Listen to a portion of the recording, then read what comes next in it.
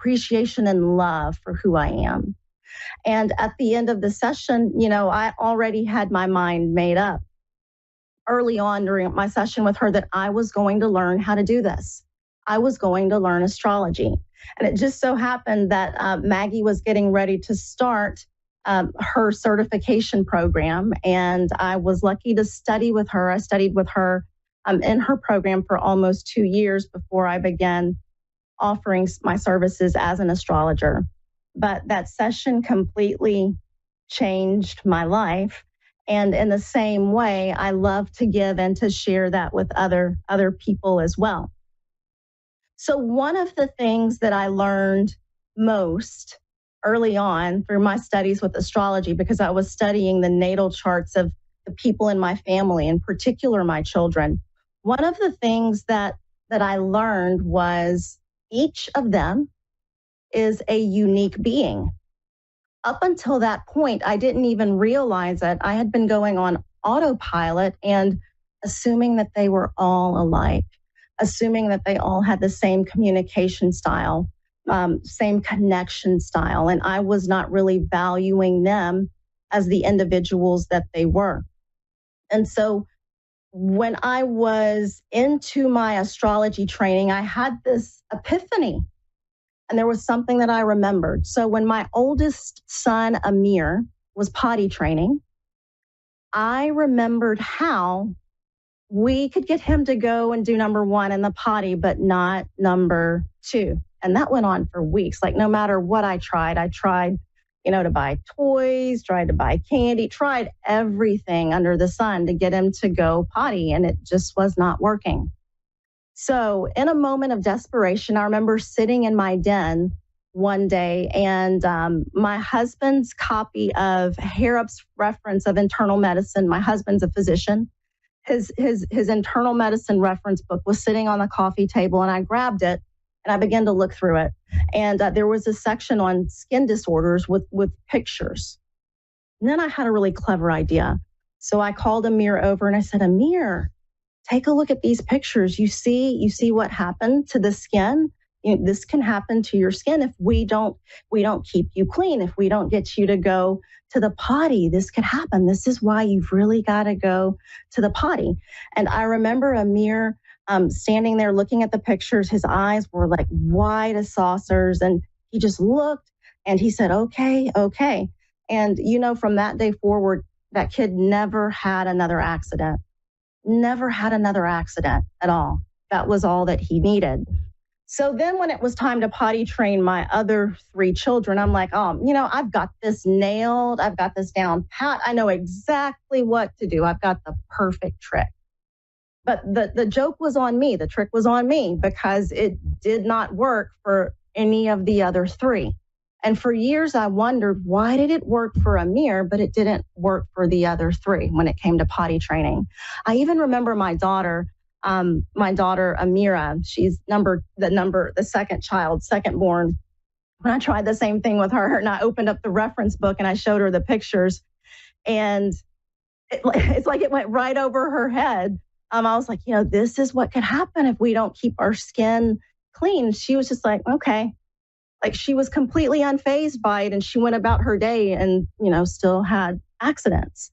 And I never quite understood that. And then when I learned the language of astrology, what I figured out was my oldest son, Amir, his sun is in the sign of Leo, but his moon is in the sign of Virgo. So the moon is about, our emotions, our feelings, but also what gives us a sense of safety and security. Virgo is the sign not only of service, being of service to others, but the sign of cleanliness, hygiene, order, organization. So Amir is internally wired to have a sense of safety and well-being if there's cleanliness, if he feels as if everything is organized, in order, hygienic, right? So that's why that mattered for Amir. That's why that worked for Amir. Whereas for Amira, with her moon in Taurus, it didn't work for her at all. And she doesn't have a a major placement in the sign of Virgo at all. Now, with her moon in Taurus, if I would have known what I know now back then, I would have said something to her about, okay, you go to the potty, let's go to Bath and Body Works and get the nice scented lotion that you love, or some bubble bath, or that nice cozy robe that you love so much. That would have been more speaking her language. And so that was one thing that I learned early on with astrology, is each of these kids is a different individual with different values. They're wired differently. And so I must relate to them in their own individual way, or in the way that best serves them. Now, the best way to support your child really is through understanding who they really are, Because without understanding, then we're prone to using projection and judgment on other people. But understanding opens the door to empathy. And then through empathy, we can form like really strong rapport and connection with others around us. We're all born with this innate desire, this innate drive to connect with other people. And when that connection is reliably established for your child, then the brain can grow in the most optimal ways. Now, one thing that I do want to add here, just a word of caution as a parent and as an astrologer, please make sure that if you're using astrology with your parenting approach, that you're using astrology to understand your child and not so much to label them. So I'll say that again, make sure that you're using astrology to understand and not to label. And I'll give you an example. Let's say that you have a daughter, and your daughter has her sun in the sign of Aries, energetic sign of Aries, right? Action. And you make the assumption, oh my goodness, my daughter has her sun in Aries, her Mars is in Aries. She's going to be so athletic. She's going to be such a go-getter. She's going to have this athletic skill and ability. And you know what? She might even go to the Olympics. Okay. So that right there, that's misusing astrology. Because what we want to do is to support our children to be who they came here to be. So even if your daughter has her sun in Aries, her Mars in Aries, the right approach is more along the lines of, I know that my daughter, there's certain traits and characteristics that she will have. She'll be more than likely courageous and bold, and she may be a trailblazer, and she may be a leader. But however she wants to use those traits and qualities, I will support her. Even if it's not through athletics, what if she wants to use those traits and qualities in an artistic way or in another way? Then we want to make sure that we are supporting our children, or supporting, in this case, the daughter, and being how she wants to manifest, or how she wants to use the traits that she was gifted with, okay? So always to understand and never to label that, you should be like this, or you should be like this, or you shouldn't be like this because of your sun sign, because of your moon sign, just to understand. And one of the first things that I always encourage parents to do really is before you begin the process of using astrology with your parenting approach, make sure that you really understand yourself through the lens of astrology. So, for example, what are your gifts? What are your challenges? What are you here to focus on? What does that show? How does that show up in your natal chart? What are your life lessons? Are there any limiting beliefs that you're working with, or that, lurk in the background that affect how you parent? Or is there childhood trauma that you need to heal in order to be the parent that you always wanted to be, so that you're not passing on dysfunctional patterns to your children? It's really important. It's essential that you know all of this about yourself in order to be the absolute best parent that you can be. So, what's your communication style? How do you like to express yourself? How do you like to nurture others? What gives you a sense of safety and security? And how does that compare or contrast with that of your child? Do you guys speak the same language? Or are you on different, ends of the spectrum, opposite ends of the spectrum? Is that the way that it is for you guys? So I'll give you an example. Let's say that we have mom or dad who has their Mercury. Now, Mercury is the planet of communication. Let's say that we've got Mercury in the sign of Virgo. Mercury's very happy in Virgo. So, like with Mercury and Virgo, mom or dad may be one that thinks very analytically, they're very logical, they're very grounded in their approach, right? But then they have a daughter, and this daughter has her Mercury in the sign of Pisces. So we've got the planet of communication in the sign of Pisces. And Pisces is a sign that's all about spiritual sensitivity. It's all about our feelings, right? So this child is wired to process their thoughts based on their emotions. So when mom or dad comes to them and says, why is your room a mess? Everything should be orderly and organized and in its proper place. That's going to go in one ear of the child and out the other, because that's not the language that the child speaks. The child is on a different frequency, a different level of understanding. The parent would be much better off, since the child really values feelings, to say something like, doesn't it feel better when your room is clean? Doesn't it feel better? Don't you feel better when everything is in its place? And then the child will be able to hear the parent once the parent is speaking their language. Now, if you need more assistance in this area, I've got the absolute perfect program for you. I have a 5-week program, and it's called the Stellar Parent Method. And this program will help you to custom design your parenting approach based on your child's natal chart or their cosmic blueprint. Now, I'm only able to take 5 people. I'm still a homeschooling mom and still trying to balance everything out. So I'm only able to take 5 right now. But you can get more info at my website, brandycon.com, and make sure you click on the astrology button. And then under the astrology button in the drop-down menu, you will see the Stellar Parent Method. If you still have more questions about the program, you can schedule a free 15-minute strategy session with me where I can answer all of your questions. Okay? So now we've got a caller. We've got someone that is waiting. And Dave, I'm ready for the caller.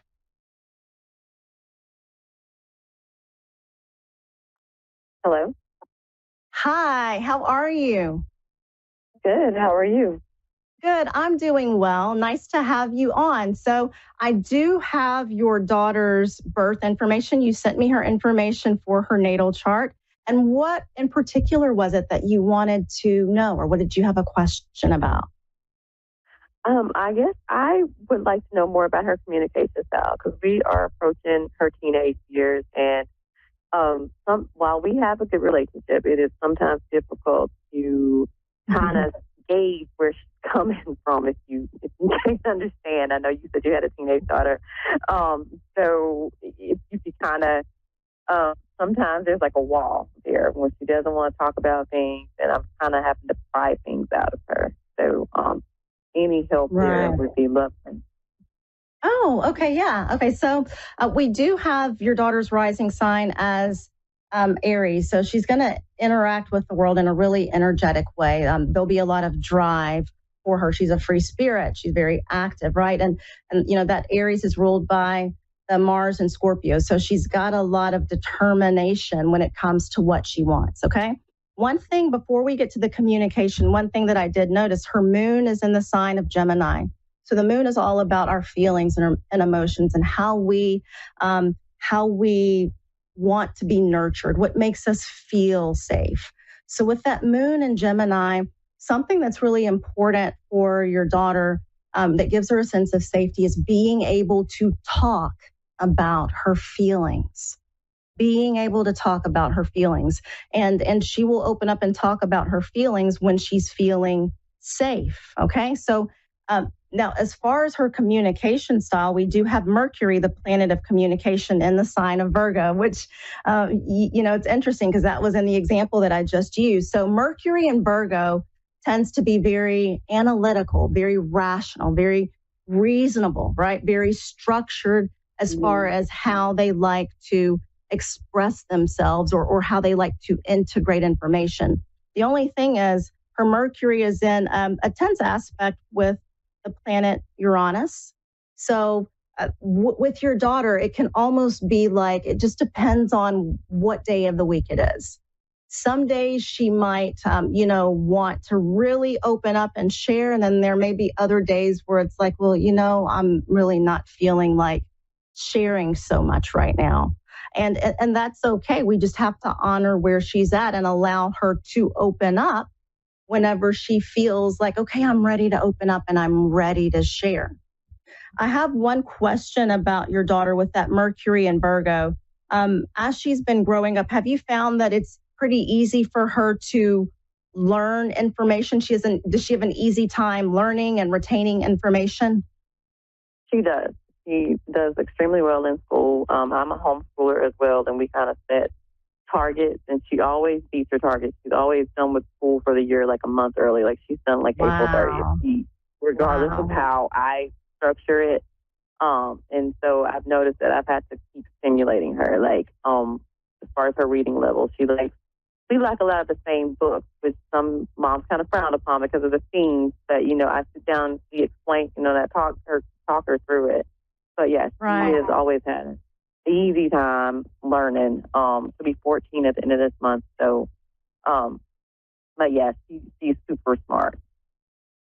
Oh, well, that's absolutely wonderful. Yeah, with that Mercury and Virgo, that can be like a child who's got this love of learning, this love of reading, this love of, even learning different things with the moon and Gemini. That all gives her a sense of safety and security. So being able to learn and then being able to share with others exactly what it is that I learned, that's one of the things that will make your daughter, I feel, thrive. Does that make sense to you? It does. Okay, very good, very good. I will just also mention that your daughter has her sun in the sign of Libra. So, the sun sign will usually kick in later on in life, maybe late 20s, early 30s. So, and one of the themes that I see in her chart is relationships and relating to people. So one of her primary lessons for this lifetime is being around people, being in relationships with people and learning how to relate to them. Learning how to speak, learning how to share information, learning how to network. All of that seems like that's something that will really, that really makes her tick, like at a fundamental level. So I just wanted to add that for you as well. Okay, Carla? Okay. Yeah, thank you. Yeah, thank you so much for calling in. I appreciate it. No worries. Thank you so much for the information. Great insight. Yeah, of course. You're welcome. Okay, so we've got a few more minutes, and I will just add for everybody else, we're still under the influence or the effect of the Virgo new moon. It was September 2nd or 3rd, depending upon your time zone. So right now, school is starting. The kids are at the beginning of the school year. It's the perfect time for parents to really help your child set new goals for what do we want to achieve this upcoming school year. What's important for us? What are our goals? What are we going to do? And it's a really good time to create a system to help your children to succeed. So everything about planning, being meticulous, having a routine, all of that right now, you may feel compelled or called to do. And it's just because of the energy of the new moon. So take advantage of this, of the energy right now, and go ahead and, it's a great time at the beginning of the school year to step into this fully. Okay. So we are at the end of the show. I will mention again, if you would like to be a caller, if you have a question about your child's natal chart in the upcoming weeks, I need for you to join my Facebook group at Psychology Infused Astrology. The members in that group will receive priority when it comes to readings on this show, because it allows me to get your child's information in a way before the call where we're not really disclosing a lot of their personal info on a live broadcast. So again, that's Psychology Infused Astrology. And if you are interested in my program, I've got the Stellar Parent Method, a 5-week program where we go through, once a week, we go through and we really custom design an approach to parenting for you based on your child's natal chart. But the first step of that program, before we ever get to your child's natal chart, we're going into yours. So you're also going to walk away with a much better understanding of yourself and appreciation for who you are. So thank you all for joining me today here on Stellar Parenting with Brandy. I look forward to seeing you and having you here again next week, and I hope you have a fabulous week. Take care.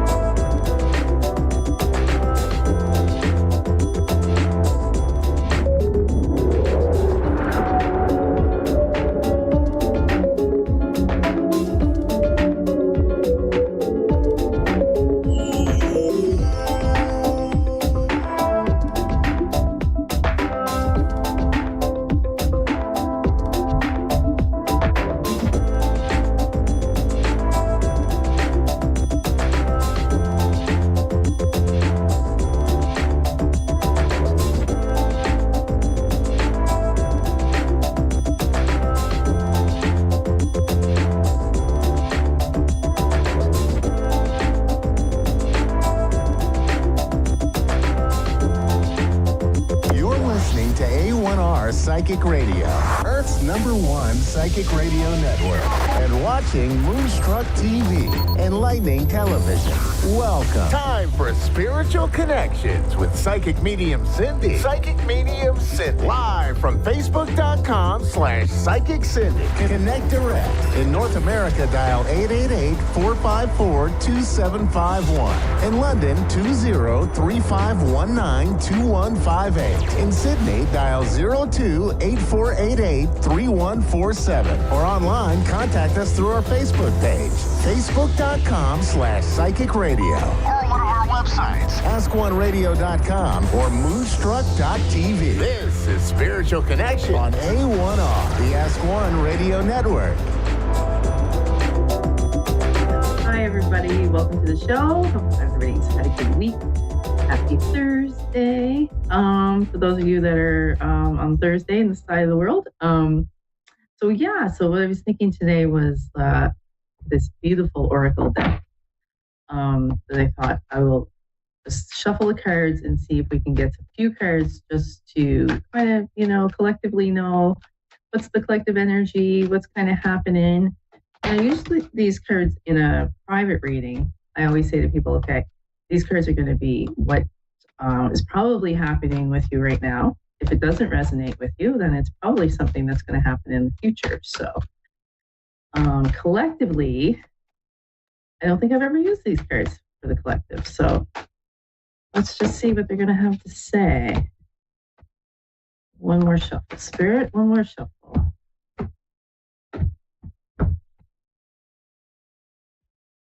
Oh, wow. Okay. Beautiful. So we have the Observer card. And I really like this card because you can see if you can kind of see, there's kind of a reflection there on my screen. But if you can see, this person has like a telescope and they're looking up at the moon. And anytime you think of observers, they're always like looking up at the sky and they're looking up at the stars. And we just had a new moon. So this is like kind of an indication of pay attention to the moon cycles. Pay attention, set your intentions when those new moons come or those full moons come, ask things to be released and just kind of pay attention. You don't have to be an expert astrologist by any stretch of the means, but if you kind of know what's going on, I feel that it kind of helps you kind of wonder why people are acting a little strange or people are acting a little different or whatever. It could be the moon cycles, it could be what's happening in the universe. So kind of pay attention to that. Your next card that you have is All It Glitters is Gold. And I really like this card because it talks a lot about the number 7 is all about success. But it's also, it's all about things being shiny. Now, sometimes we have to be careful when you get a card like this because it's saying, hey, there's more to life than things that are shiny. But, right, it's not all about money. It's not all about glitter.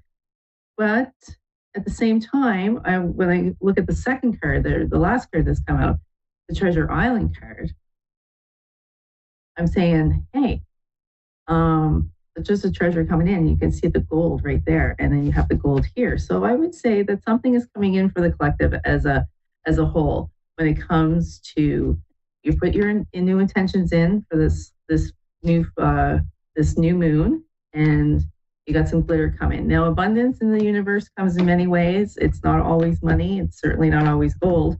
It can be in love. It can be in health. And you just have to embrace whatever it is that's meant to come in for you. But it does look really good and it does feel really good. So this is a great start for tonight's reading. I think we do have a caller. John? Okay. Sorry, I'm like, there we go. We have John from Australia. Hi, John. G'day. G'day, how are you? Good, how are you doing? Absolutely awesome as always. What can I do for you this evening? Or this evening here? I just wanted to get a general guidance, if you don't mind. I'm just picking up a lot of power and vibration off the planet. You are picking up a lot of vibration. There's something good coming. Oh, yes. Is there something good coming? I would say that there is something good coming with my cards I just did for the collective. But yeah, let's see what's coming in for you. Let's see what's coming in. I'm struggling with his power as well. Sorry? I'm struggling to learn how to use his power. Okay, cool. Right on. Okay. Let's see what's coming in for you. The cards are going crazy, which is a good indication that there's definitely some energy in the room. I can feel it. It's a good sign. All right. Just going to do like a really kind of simple reading just to kind of get started. And if we need to go into more detail, we will. Thank you. All right. Beautiful, beautiful, beautiful. Okay, so the first card that comes out for you, John, is actually the Power card. Then number 8 is all about abundance. In the old tarot, this would be what we would consider the Strength card. Half of the side, there's a person on the card, half of his face is a lion and half of his face is that of an old man with long hair and a beard, which is always an indication to me of wisdom, right? So it's always an indication that the wisdom that you have is very powerful, and don't be afraid to use that. Don't be afraid to share your knowledge with other people too, because it's a gift. When it comes to any complications or challenges around what's going on with this power and this wisdom that you have, you do have the rejoice and celebration. So, which is kind of interesting. I'm going to try to pull another card for that. Normally, that card would be simply that, all about celebrating. But sometimes there can be some third-party energy in that card, which means there may be somebody that's, a little bit jealous of you and your abilities. It's my birth month too. That makes sense to you? Yep. Yeah. Okay. But what the universe wants you to focus on is the solitude card, which would be the Hermit in the old tarot. It's number 9 is all about completion. But what I love about this card is that it's a lady holding a book. So for me, when I see this card as a guidance in the guidance position, I always think of it as, okay, this is the universe guiding you to get more knowledge on what's going on with you. Like look it up on Google, watch YouTube videos, read things in a book, just get as much knowledge as you can, because that pairs very beautifully with the power card, which we did talk about sharing your wisdom, right? What they want you to focus on, John, is your intuition. So you've already said sort of at the beginning that you've been kind of feeling some things, that's your intuition talking to you. Also, like in your mind, when you get that kind of voice of like, should I do it? Should I not do it? That's your intuition. It's definitely time to pay attention to that, because the universe is clearly sending you messages on what to do and where to go. What's the most beautiful part of this reading is the final card, which is the outcome, which is the light card for you. The number 1 is all about new opportunity in this card, but this card would be the Sun in the old tarot, which is all about like love and light and energy, and it is the most positive card in the deck. Cannot get any better than this. Absolutely. So, it's the most important thing I love to spread at any party or venue or pub or whatever I am. Good. This is it. This is you. You are the light. You are the light and you are the love. So, share your gifts, share your knowledge to people that want it, obviously. And of course, I can pick who needs it. Yeah, exactly. How does that sound for you? Does it sound good? Yes, I just seem to know there's people that they attract me. I said, okay, this person is struggling here somehow, like this guy needs a smile or this lady needs cheering up. You look, take my hand. They just seem to light up. So things are lighting up. It's like, whoa. Yeah, they seem to light up. The person that, as soon as they touch my hand, it's like, whoa. Okay, I've got to learn more about this. Yeah, you do need to learn more about it. You definitely look into the power. Oftentimes when people feel the power like in their hands that way, I can't say often, but it can mean that you just have healing power in your hands, right? So you would be somebody that you did like Reiki or massage or even acupuncture or something like that. Like you would probably be able to feel the energy of the people of where they actually needed the treatments. You know what I'm saying? Yeah. Oh, I do actually. Yeah. Thank you for pointing that out. Because you have the healing power in your hands. So, yet again. Was it a pat on the shoulder? Sorry, the other day, and I said, "There's something you need to get your shoulder looked at, mate. I think there's something wrong with your shoulder." Fair enough, he had. And he did. See, there you go. Yeah. So any of those kind of things, like you would be really great at. Even if you did it as a side hustle, you would be fantastic. People would be like, wow, how do you know? But your hands will just draw you. Your hands will just draw you where you need to go. I was like, okay, now got it. Okay. Thank you. You're very welcome. Thanks for calling in.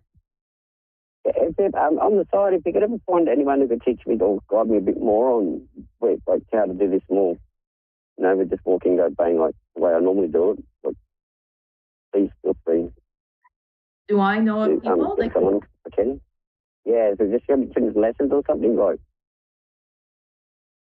I don't know. Like if I were you, I would just kind of look around and try to find somebody that it feels right for you. Do you know what I mean? Yeah. Or just follow my intuition, as you said. Yeah, use your intuition. Exactly. Use your intuition. And then if you kind of, even when you're like doing YouTube videos or stuff, like this is what I always tell people, like if it feels good, like the person, you can relate to the person and it feels like legitimate, then keep going. If it doesn't, then move on because there's somebody else out there. right? Yeah, okay, that's one. You know, because Who needs it and who doesn't. Yeah, there's all kinds of people doing all kinds of different stuff, and some of them are legitimate and some of them aren't. And even the legitimate ones, sometimes I'm like, I'm not listening to you because, you know, it's too boring or it's just not resonating with me in some way. So kind of focus on more on like, focus on more like who resonates with you, and you'll find it. The spirit world will guide you to where you need to go. Ask them to help you. To help you. They'll take you to exactly where you need to go and what you need to see. Okay? Thank you very much. You're very welcome. Have a great night. Thank you for calling in, and I just want to wish everybody. Yeah, I want to wish everybody a great night and have a great weekend. Things do look good. They do feel positive tonight with all of the gold and the glitter.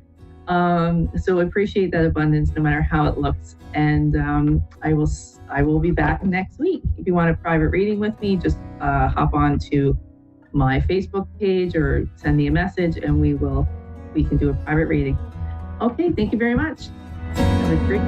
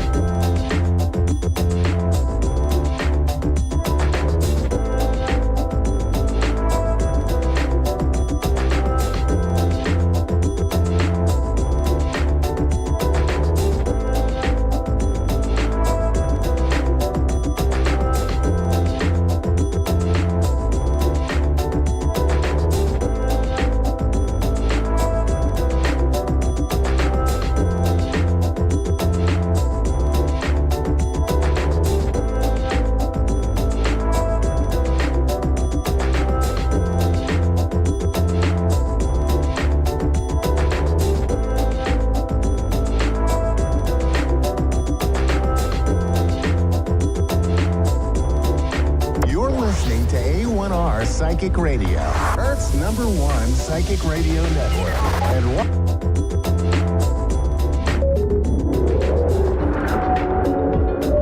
You're listening to A1R Psychic Radio, Earth's #1 psychic radio network, and watching Moonstruck TV, Enlightening Television. Welcome. Time for Medicine for Your Spirit with Raylene Byrne. Raylene Byrne. Live from RayleneByrne.com. Connect direct. In North America, dial 888-454-2751. In London, 20-3519-2158. In Sydney, dial 02-8488-3147. Or online, contact us through our Facebook page, facebook.com/psychic radio. Or one of our websites, askoneradio.com or moonstruck.tv. This is Medicine for Your Spirit on A1R, the Ask One Radio Network. Namaste, everybody. It's Raylene Byrne, Medicine for Your Spirit. Here we are on this beautiful new moon in September, new moon in Virgo. So just a very quick update because there's a lot going on. Energetically, I mentioned last month that we were having a really big steam clean for all of ourselves energetically, which means that a lot of the old dross, the old stuff that's been very impacted and pushed down very deep within our awareness, our psyche, our subconscious, was being loosened up and brought to the surface. And so the first couple of weeks of this month, it has been very murky and muddy, very unclear. So it's starting to settle with this new moon. So there's a lot more energy that will start bubbling up through us in the next day or two. We also have this, that little problem or that little thorn in our sides that we have a few times a year, the Mercury retrograde, well, it's going direct. So now things will start to move again. We'll start to feel more energized and a bit clearer. There are going to be a couple more earth burps, I call them, between the end of this month and next month. And we've just had the horrific earthquake over in Morocco, and we've had the flood in Libya. So I feel like there's another one to come yet. The earth is, showing us a lot of chaos, which is what's in all of us. So we've got to steady ourselves. So what I wanted to mention today on this new moon, everyone likes to set new intentions. And what I've found in the last 12, 18 months working with my clients is a lot of people come to me and say, I've set an intention. I've set these intentions, but nothing's working. Nothing's working. There's no change. So we go back in and we go, okay, what state were you in when you set your intention? Were you in fear, desperation, worry, stress, reactive? Often we will set intentions because we want something magical to happen in our life. So there's potency and real power when we set an intention from a very calm, heart-connected, grounded self. So I suggest, especially between now and the end of the year, when it comes to new moons or setting intentions, because really you can set them anytime. You don't have to wait for a moon to be a certain way. You can set them anytime. But there seems to be, rituals around this, new moon, full moon. So if you can, spend a little bit of time preparing. Get yourself into a beautiful, relaxed heart state before you set your intentions. You will have way more clarity and it'll be way more potent. So one of the things I like doing is the alternate nostril breathing, Nadi Shodhana. It's a very beautiful process because it calms the mind. It really calms the brain, the hemispheres of the brain, calms your nervous system, and it brings you into a point of, here I am. And then you can make your intentions from there, or sit for a moment. What is the most important thing for me moving forward? What is the next best thing for me? What is that I am willing to do? What actions am I willing to do to create change so I can have something different or better, or move towards something that I would love to experience in my life? Coming from a very grounded, heart-centered place, you will have beautiful, powerful intentions. And once you've set your intention, once you've written it out, I like to write them out, you can fold them up. And if anyone's heard me before, I like to light a candle and stick the intention under the candle and light it each day for that next week. Or you can go and plant them. Plant them in your garden or plant them in a pot plant. That's a really nice thing to do too, because you want to plant the seed of intention. You want that energy to grow. So just be mindful and present on this new moon. It is a powerful moon to set some intentions between now and the end of the year. And next week we do have the equinox coming, the beautiful, in the Northern Hemisphere, the autumn equinox, Southern Hemisphere, the spring equinox. So it's always a point of harmony and balance. Our Earth has a 365-day dance around the sun. And there are only 2 days in that whole 365 days that are dedicated to balance or harmony, and they're the equinoxes. So we've got one coming up, so it'd be really nice to do something special then to celebrate your achievements, your growth, where you've come from, where you're going. So keep that in mind for that time. I do have a caller on the line. Her name is Amanda, and she's from Texas. Hi, Amanda. How can I help or be support or offer guidance for you? Hello. Hi, thank you for having me. Nice to hear your voice. Thank you so much. Yes, I've been waiting to have the time for the reading, so I appreciate you giving me a little bit of your time tonight. You're welcome. So what's your question or your concern, or how can I help? I'll see what I can do. I can only do the best I can do. Yes, I'm just really excited, okay, because we're having a gender reveal this weekend. But I kind of already feel I know what it is. And I'm getting a second grandchild soon in February. So I've already had one reading about it in the past before she was, before it came into existence. But I'm just wondering if we're right. And what do you see for my next grandchild? Okay, so you're a little bit muffled, but what I'm hearing you say is you've got another grandchild coming? Yes. And you're wondering what it is? Yes. Okay, well, first of all, congratulations. Grandchildren are the best medicine ever on the planet. I have 4 earthside and 1 upstairs, and they're the best fun ever. What I'm going to say is I don't like doing prophetic stuff purely because you can plant seeds of restriction or limitations. What I will say is this beautiful baby coming through, if you've got a feeling of what it is, go with your own feeling, trust your own feeling. But also underneath it, just remember that this little soul that's chosen your family, its parents, its grandparents, its siblings, its community, is a beautiful being of light. And it's going to bring a lot of joy and a lot of love and a lot of fun for everyone. And so whether it's a boy or whether it's a girl, really the important thing is that it is a being that is loved and honoured and celebrated, and allow that beautiful energy that they bring in to bless your lives and to bring that open your hearts, because that's what babies do. It doesn't matter whether they're boys or girls. They open our heart. And that's the best medicine they bring through. So I'm not going to say boy or girl because it doesn't really matter. It doesn't matter. It doesn't matter because I'm going to love it either way.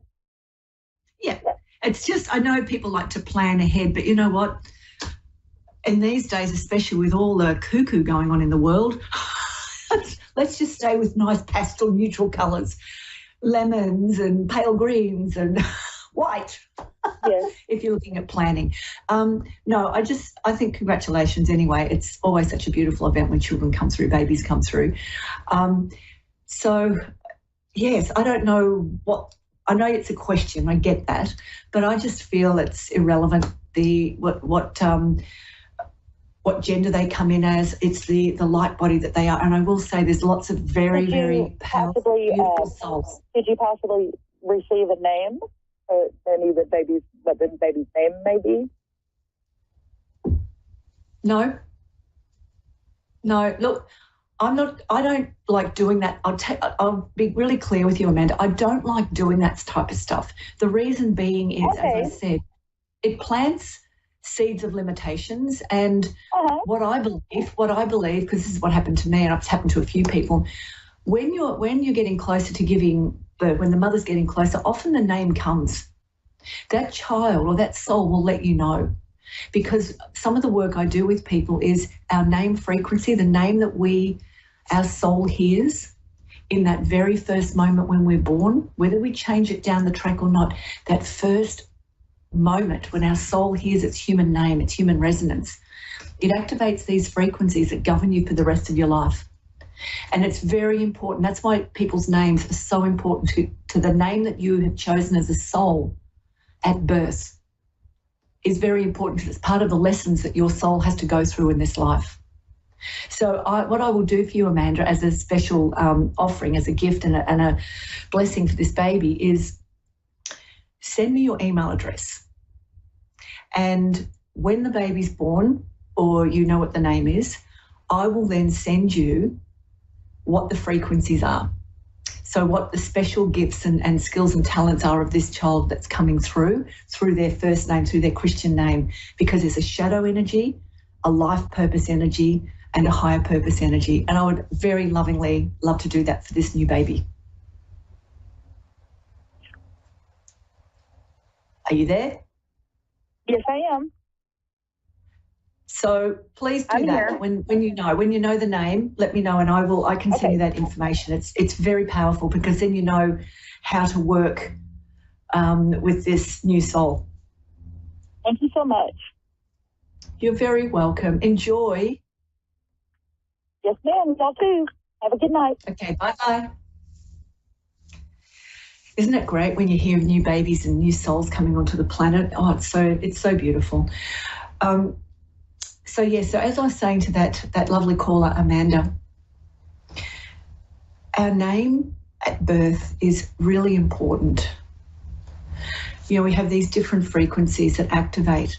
And when you understand the frequencies governing you through your life, some of the big lessons you've got to learn and where your soul is basically taking you, it really helps narrow down the confusion that we have around what am I meant to be doing, where am I meant to be going, what's supposed to be happening, why does this thing keep happening?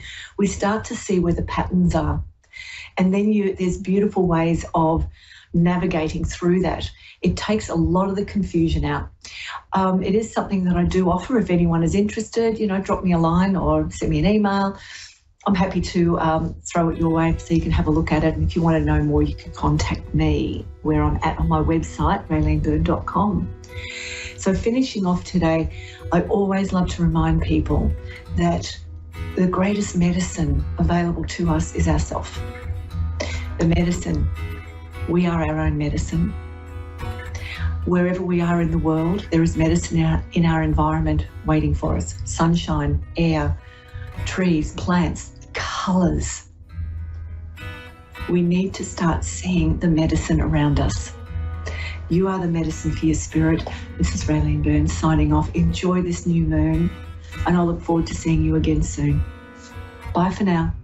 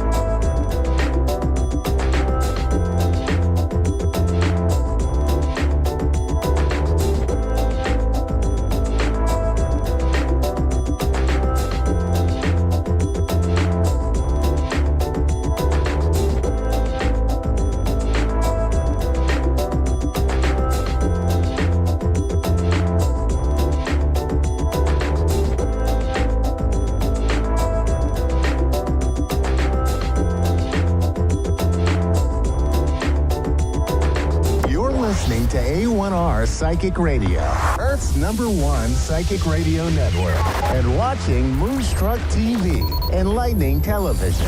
Welcome. Time for Sessions with Spirit with Gene Rose.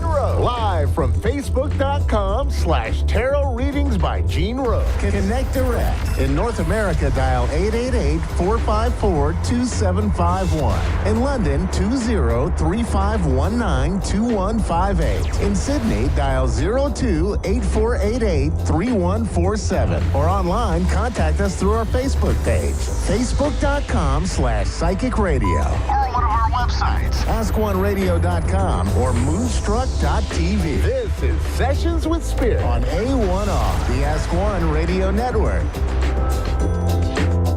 Hello, everyone, and good evening. Welcome to another beautiful episode of Sessions with Spirit. I am going to be your host, Gene Rose. You can visit me at Tarot Readings by Gene Rose, and that is or can be found on Facebook.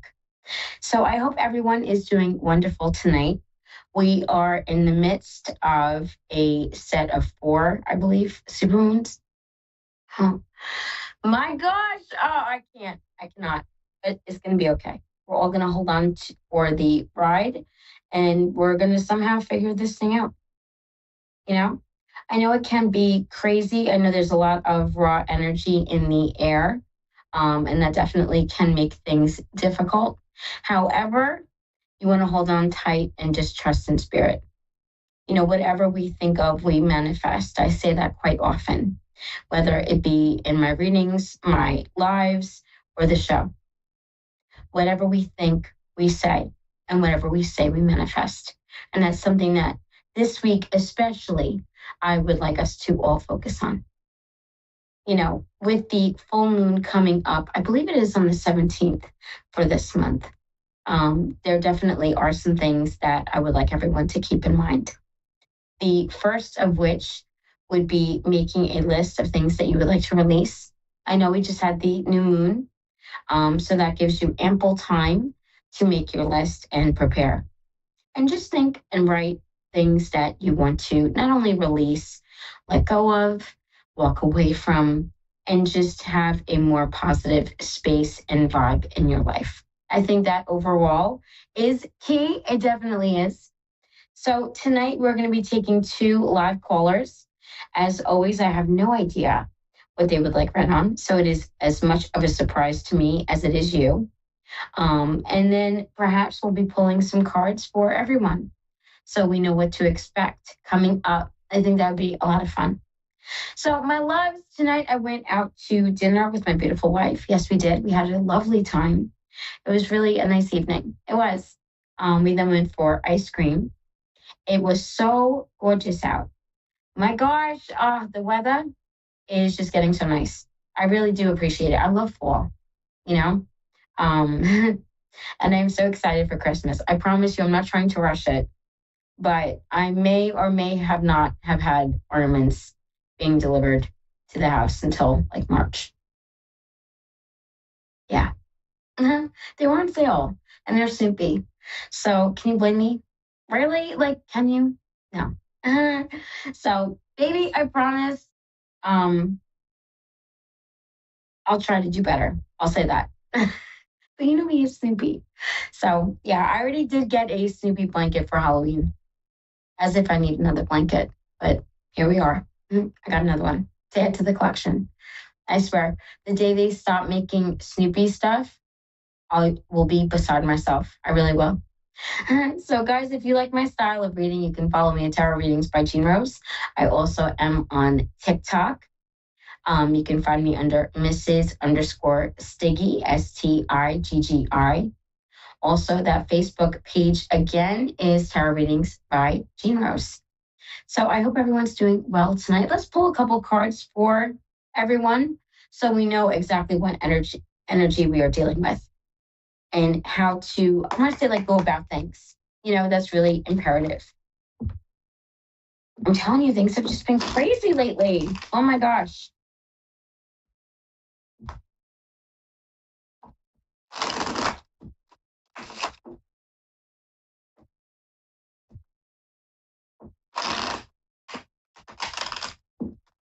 I'm using my dragon deck, believe it or not. So the first card is the Ace of Coins. That's going to refer to unexpected stability. So stability is coming up. It is. It also can refer to unexpected money. So either one. Second card would refer to the 8 of Coins. That card fell reversed. So a lack of things happening. That might be a good thing, especially with it being then served or followed by the Knight of Cups, which also fell reversed. That card is going to refer to emotional chaos, leaving the scene and no longer being part of things, which, let's face it, that's always a good thing. So I don't see that as a negative. I definitely see that as a positive. I pulled one more, and it was the Knight of Coins. Knight of Coins is going to refer to movement towards stability. Again, just like that ace, except this is going to last longer. And I think that's really important. Really important, especially with the stability being so needed. You know, the coin suit, which also refers or has been referred to as discs, pentacles, roses even, that corresponds to the element of earth. So no matter how it is referred to, it is always going to mean the same thing. Earth's energies are going to include stability, balance, as well as feeling grounded, things falling into place even. That's going to be really important. Also keep in mind 8's referred to a sense of direction. So that moving forward, but moving forward in a positive way. We're not going to let the negative Nellies keep us down. We're really not. We're going to move forward with grace. We're going to move forward with strength, and we're going to see what comes of things. So let me pick these cards up. I am so excited. I can't believe, guys, the summer is over. It's September. Happy new month to everyone. New month, new goals. Remember that. Okay. It's going to be quite, important, especially as we kind of go through and move forward through these next couple of months. September, October, November, December. That's it. And then it's 2025, which is crazy to say. It really is. In a couple of months, it's going to be a new year. What? Which, by the way, I should mention, yearly forecasts for me are opening up soon. So definitely reach out if you would like to find out what 2025 has in store for you.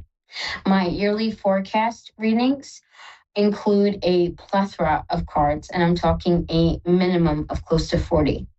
And that's being pulled from 2 different decks, a tarot and both an oracle deck, which is always fun because sometimes when you read tandem, see, tarot's the system, oracle cards are not. So when you read tandem, when the oracle cards confirm what the tarot cards say, that is, the cherry on top. That's the icing on the cake.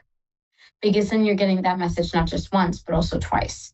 And it's really spirit reiterating it and saying, hey, look, listen to this, follow this, see what I'm saying here, and having you push forward. I love doing them. It also comes with a yearly theme, which is always fun to do, kind of to see what you have for the year ahead, whether it be money, love, or good health. So my loves, let's start with a caller once we have one coming in. I am so excited to be doing this evening. We are on episode, I believe, 30-something, if you can believe it. I am so shocked, and I feel so blessed to have been doing this show for this long. If you can believe it, I have been doing it for 9 months now. Oh my gosh, isn't that crazy? And it really is. I love doing it each and every week. It's just the joy of my life. It really is. So I thank you all for always tuning in and joining me every Thursday night or morning, if it is that you are on the other side of the world. I am just out here in little old Ohio. And I love it. I really love what I do for a living. I feel very blessed, for sure. Guys, let's go with Patty. She is on the line from Tennessee. Patty, how are you doing tonight? I'm good. How are you? I'm doing well. Thank you so much. What would you like read on tonight? I have questions about the health of my estranged brother. Okay. I have not seen him in over 20 years, and I keep having recurrent dreams that he's physically not well. So I don't know if he's sick. I don't know if he's okay. That one, that's a tough one, Patty, because a reading like that, unfortunately, is not something that I would feel comfortable doing on the radio. And the only reason why I say that is because we have a limited amount of time. I do offer health readings. Okay. But we have limited amount of time, and you're looking at something that would take, honestly, a minimum of an hour. Not 5 minutes or 10 minutes. You know what I mean? If you would like me to read on something else, I would be more than happy to, but I take my ethics as a reader very seriously, and I just can't do a rush job on a reading like that. Okay, how about, we were planning to move in the next year, so I don't know if you see a move coming. Ooh, I love that. Let's ask.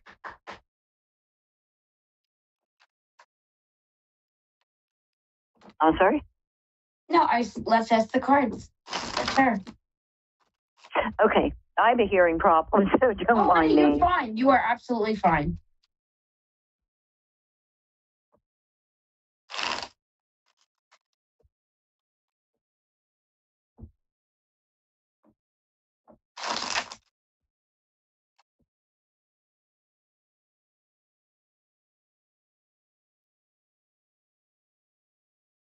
It's up in the air still.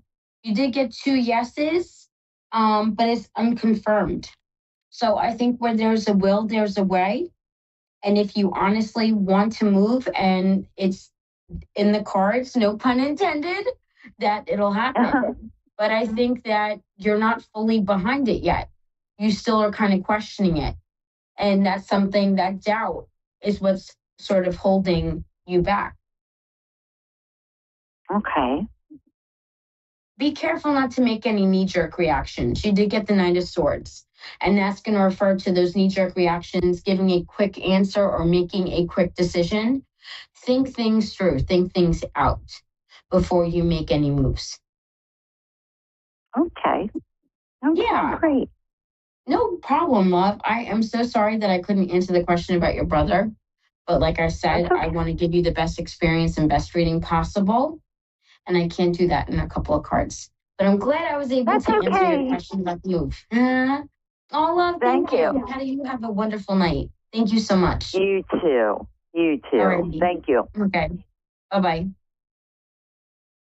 Guys, before we take the next caller, I just want to quickly explain what just happened. I do offer health readings. I know some readers do or don't. It kind of depends on their comfort zone. However, health readings are a larger session or a larger reading, meaning a minimum of 15 cards or more. Unfortunately, during the show, I don't exactly have time to do that. And being the reader I am, I don't feel comfortable doing a rush job, as I explained to Miss Patty. So I hope you at home understand as well, and just get that your girl will always give you the best reading possible, even if that means turning it down. Up next, we have Nicole. Nicole, how are you, love? I'm great. How are you? I'm doing good, love. Thank you for asking. What would you like read on tonight? So I'm in a relationship, and I want to know if this is a relationship I should continue with or if I should run for the hills. Okay, love, no problem.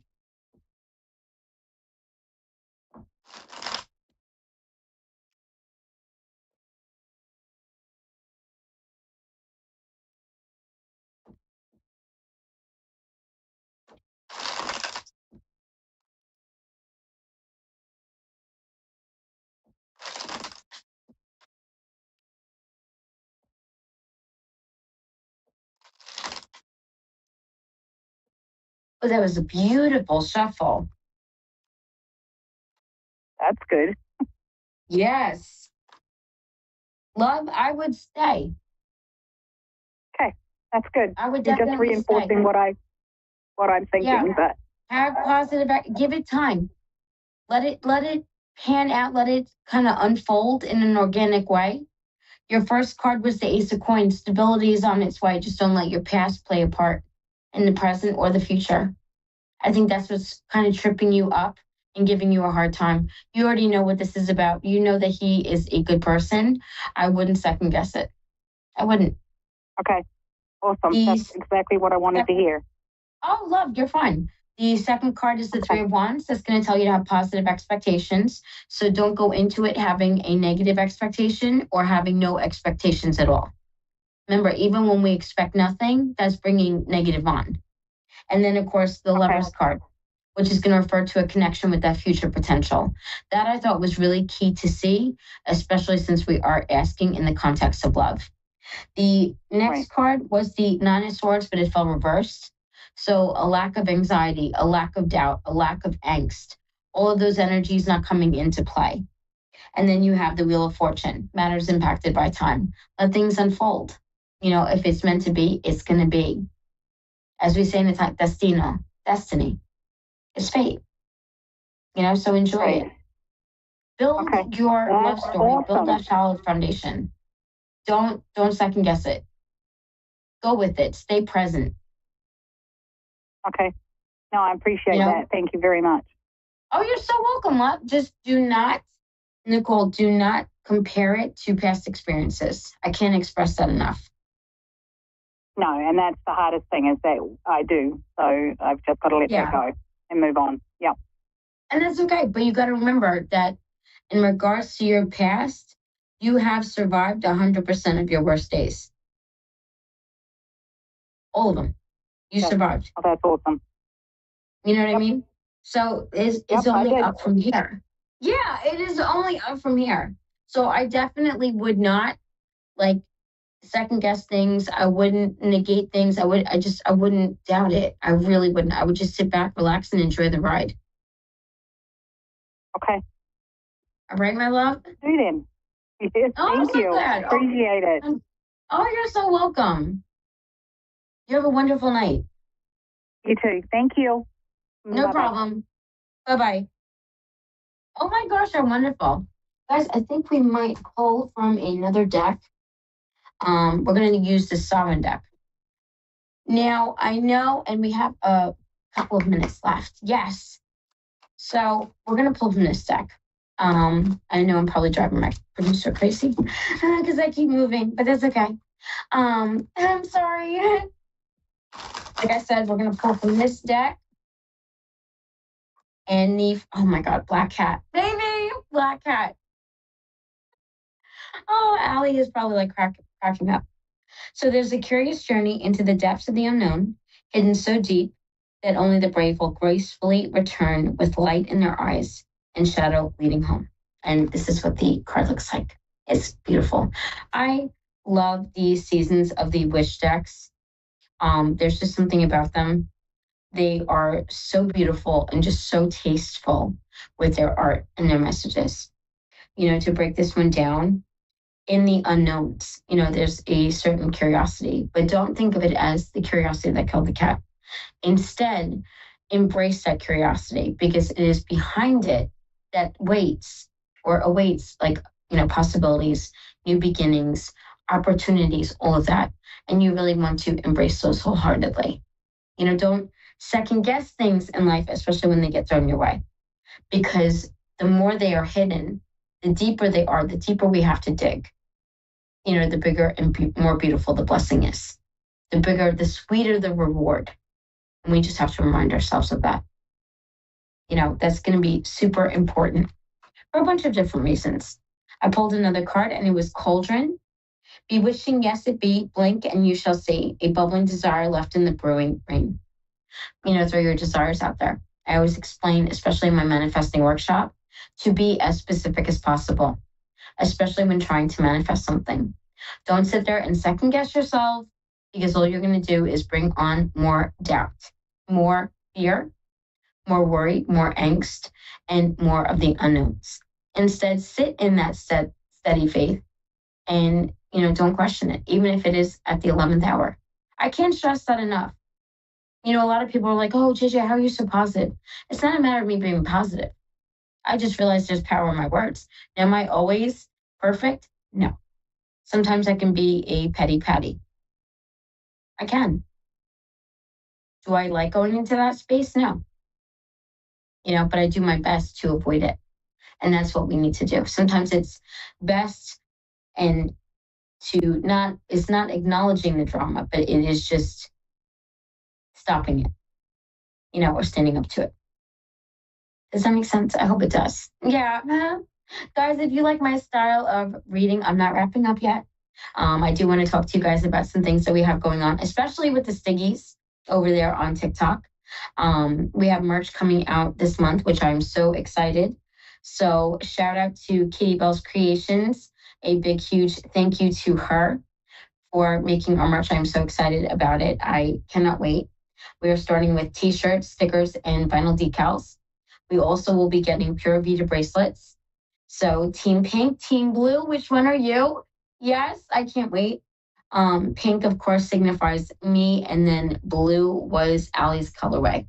So those were the ones that she decided on doing. It's really beautiful. It's a teal, a blue, and it's just really gorgeous.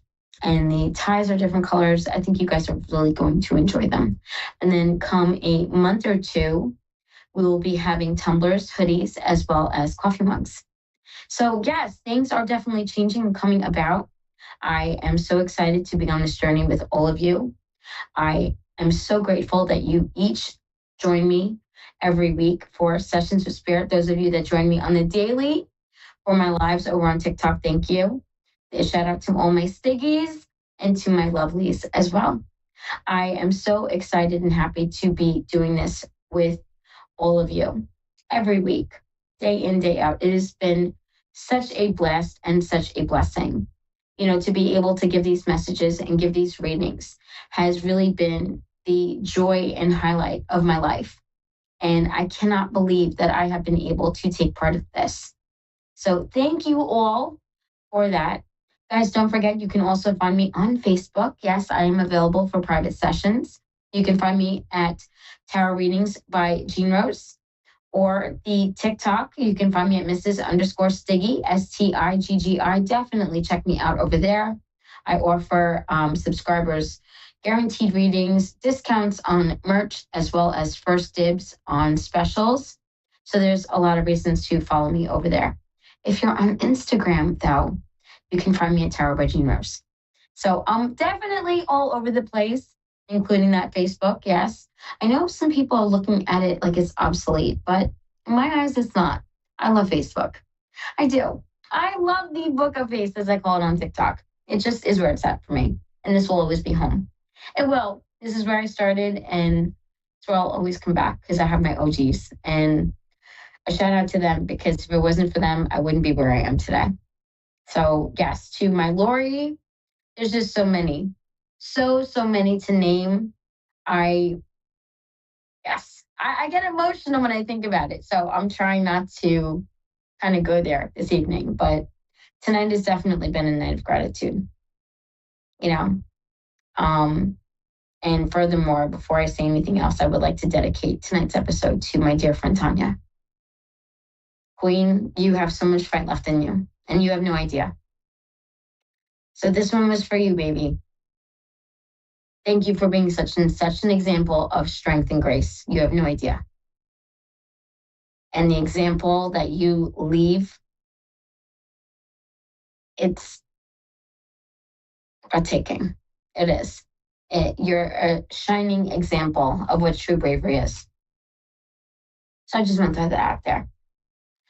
Guys, it has definitely come to that time we're close to.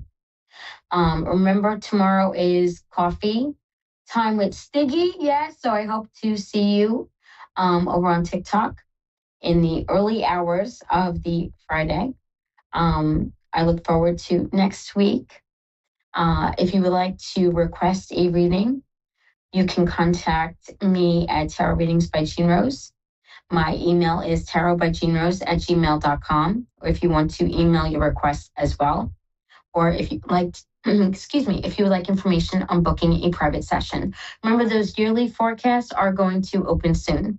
Also, my September special is going to be in honor of September the 13th, which is a Friday. Yes, it is. We have a Friday the 13th this month, and it'll be only $13. So definitely, at the very least, book your special today. I love you all. I hope you have a beautiful evening and night. Thank you again for joining me. This has been fantastic as always. I hold you all close and near to my heart. Good night.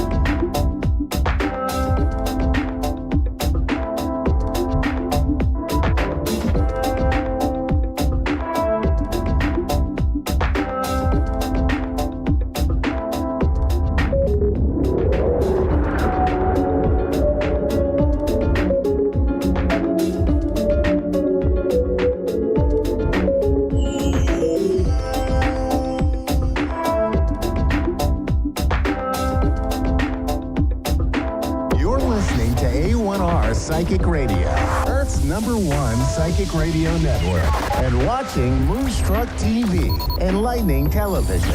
Welcome. Time for Mystical Empowerment Time with Deb Bullion. Live from SpiritQuestSchool.org. Connect direct. In North America, dial 888-454-2751. In London, 20-3519-2158. In Sydney, dial 02-8488-3147. Or online, contact us through our Facebook page, facebook.com/psychic radio. Or one of our websites, askoneradio.com or moonstruck.tv. This is Mystical Empowerment Time on A1R, the Ask One Radio Network. Hello, welcome, and thanks for joining me. I'm coming to you from the sunny Gold Coast of Australia. I am looking forward to taking a caller today and seeing what Spirit can do. If you haven't already registered through A1R Radio, Moonstruck TV, you should come online, come and have a chat with me. I'd love to talk to you in the coming weeks. So this week, our topic, as always, I'm always trying to share knowledge and teach. So this week's topic is going to be about divining. We're going to talk about dowsing, divining, the different methods, how to do it really easily. Firstly, let's talk about how to do it safely, and that is to know who you are allowing to operate the device, whether it's a pendulum or you might even, well, we'll talk about how you can make your own pendulums, whether it's a pendulum or you are using a divining rod, such as this handy little instrument here, to get your answers, and I'll demonstrate that later in the show as well. Whatever you're using, you want to make sure that you know and give permission only to the beings that you want to give permission to use it, to influence it, to make it move. We don't want to be using these things like Ouija boards and leaving it open to all and sundry. And so we usually want to connect them to our own teams of guides and angels. Really simple to do and very effective. In fact, I was watching something recently. There's a woman on YouTube who has her own show doing nothing but connecting to a particular being, say Aphrodite or another type of being that's up there, and asking them the questions that people ask of her. So divining can be very, very effective, very accurate, and I'll talk you through and show you, for those who are viewing, those who are listening, I will talk you through and show you how to do this yourself. It's something that's been done for ages, for, well, hundreds, if not thousands of years. You've probably heard the old wives' tales of being able to put a needle and thread and hold it over the stomach of an expectant mother and be able to tell what the sex or the gender of the baby is. So it's happened for a long time. We'll talk about it later in the show. But right now, we're lucky to have Michelle from Fort Saskatchewan in Alberta, Canada, coming through to talk to us. Are you there, Michelle? I am. Thank you for taking my call. Oh, so good to talk to you. All right, so today, what can Spirit do for you? Are you interested in hearing about yourself, which is a psychic reading about your past, present, future, or are you interested in hearing from a loved one who's crossed over into Spirit? I would love a psychic question, please. Great. Okay, so you have a specific question? I do. So I guess I'm just kind of curious what's coming up for love, possibly in 2024. Yes. Okay. It's a really funny thing. They said to me, the very first thing that came through was 14 months from now. Okay, so 14 months. So if it was 12 months from now, we would be in September, October, November. So November 2025, what will be happening? Okay. Oh, I don't know if you're ready to settle down with somebody, but they're saying an engagement in 14 months from now. Oh, I get goosebumps everywhere. Wow. Yeah. So it's okay. So let's go backwards about whether this person, I was actually going to be demonstrating divining today. So I'll just ask the question, yes, no question of spirit. And it's just my spirit team that I work with regularly. And I'm going to ask them, does Michelle know this person already? And for the viewers, which way is yes, please? Okay, and which way is no? Okay, so left is yes, right is no. Does Michelle already know this person? No. Okay, so somebody new coming into your life.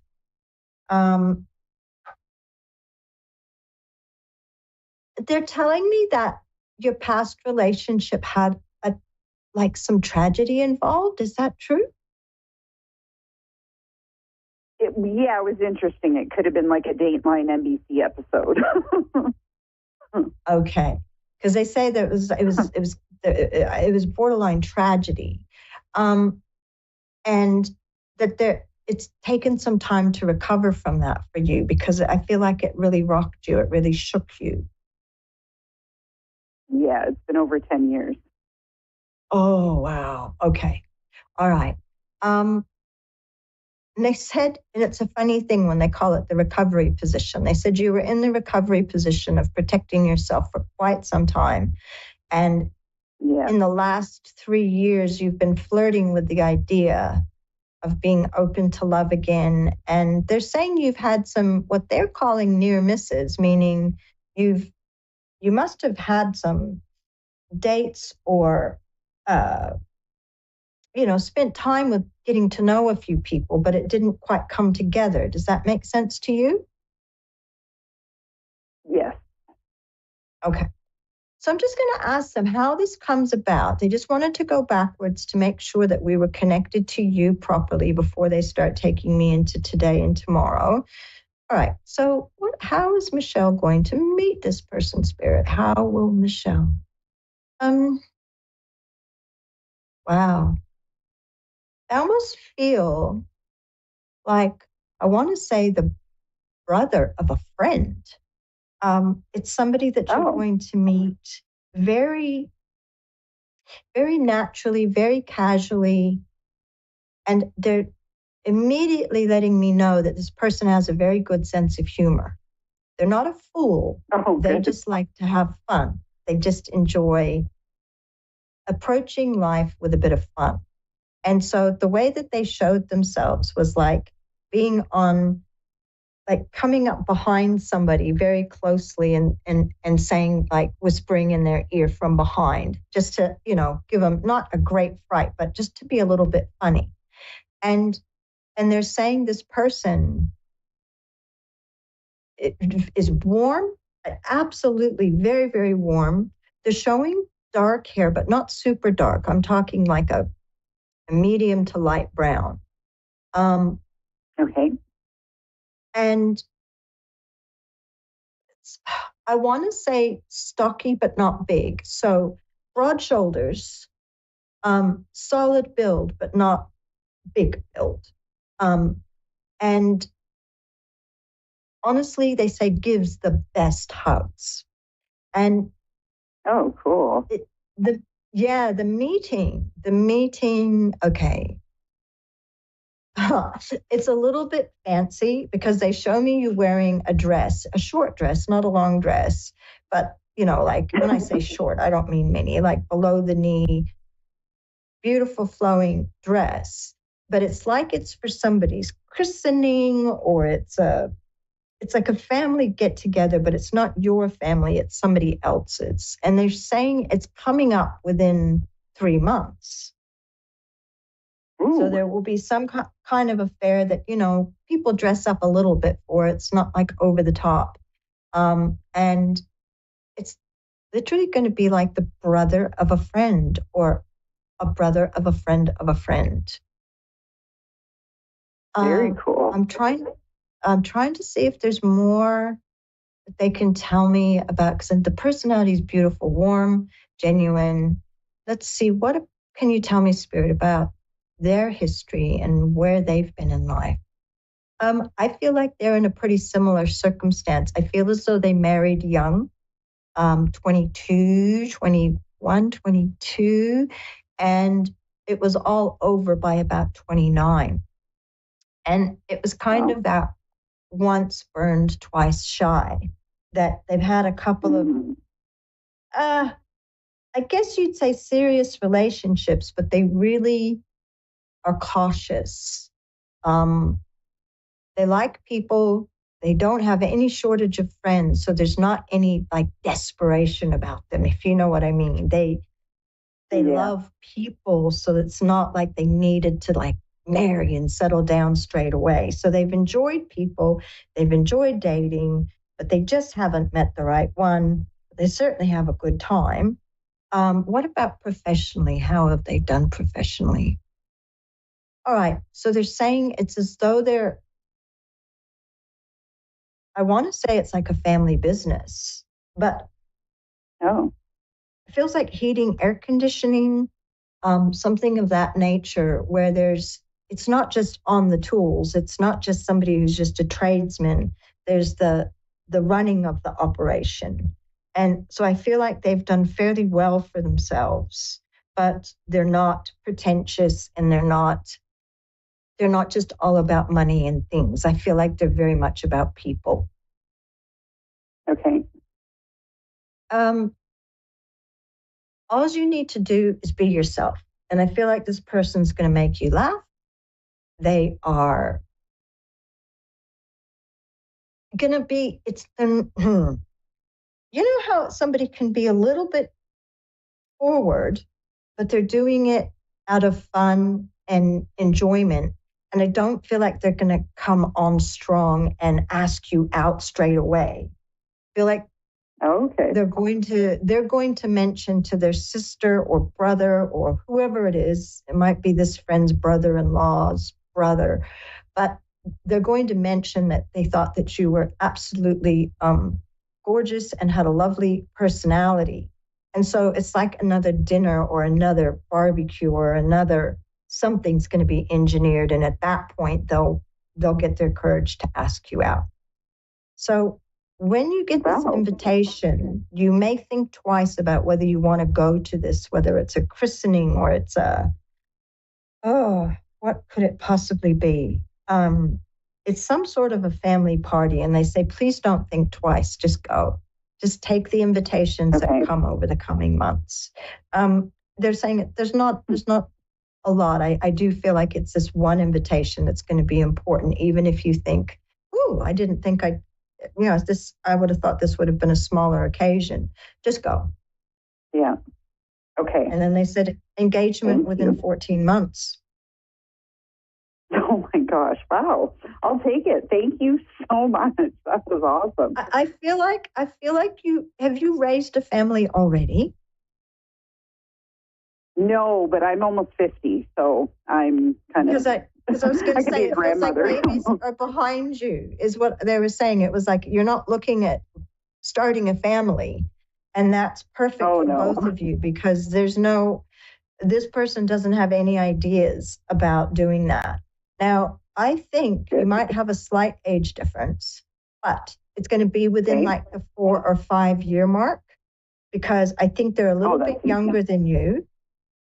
I get the number like 44, 45, but they're saying it won't feel like an age gap. It's just to be conscious. Don't write them off if they're just a few years younger, because they're literally perfect for you.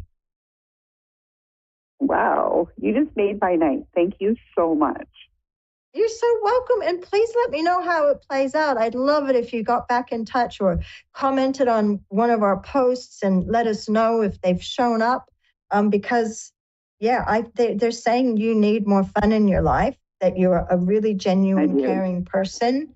You take life seriously and do it well, but you've got a lot of fun and a lot of life to live yet. And they said this is why you're going to end up magnetizing this person who you're going to have an absolute blast together. Yay. Thank you. Oh, I'm just smiling ear to ear. Thank you. Awesome. Well, I hope you enjoy the rest of your night, Michelle, and you take care. You too. Many blessings to you. Thank you. You too. Bye-bye now. Bye.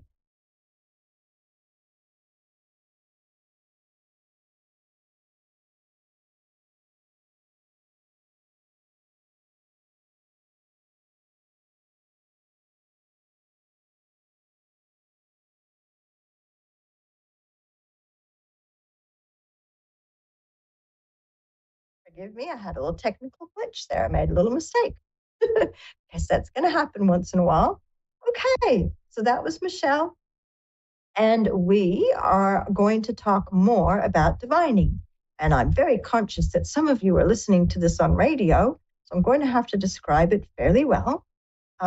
So where it comes to divining, again, we want to ensure if we want to ask yes, no questions, and we want simple answers from spirit, that we say this divining rod or dowsing rod or this pendulum or this needle connected to the thread, which is another way to make a simple pendulum, is only allowed to be moved by my angels or by my guides or by my spirit team. They're the only ones that can move. Now, many people wonder, how do you make a pendulum? And you can make it out of almost anything. The one that I'm holding has a bit of crystal at the end with a pointed end, and it is on a silver chain, but it can be made of ribbon. Again, it can be made of thread. Goodness, some people use a little leather strap, a vinyl. It really doesn't matter. When I teach students, I often will get yarn and connect big buttons. And so I'll thread the yarn through a button so that there's a little bit of weight at the end of this. And then we just try to hold it still. And the best way to hold it still is to tuck your elbow in and then connect it to who you want to connect it to. Like me, I say only my spirit team can move this. Now, of course, I'm going to hold it up higher for the camera. And the first thing that we do if we're going to use it is we ask it and ask spirit, which way is yes, please? And on mine, it's going in a clockwise circle. And then I say, thank you. You can do the same thing with your spirit team. And then you say, which way is no, please? And mine is going counterclockwise, but yours might go in completely different directions. That's why we ask. And then a question that a lot of people don't know to ask is, which way is maybe? And they're already doing the maybe for me, which for me is like a diagonal line. Now, why is maybe important if you're trying to divine or douse?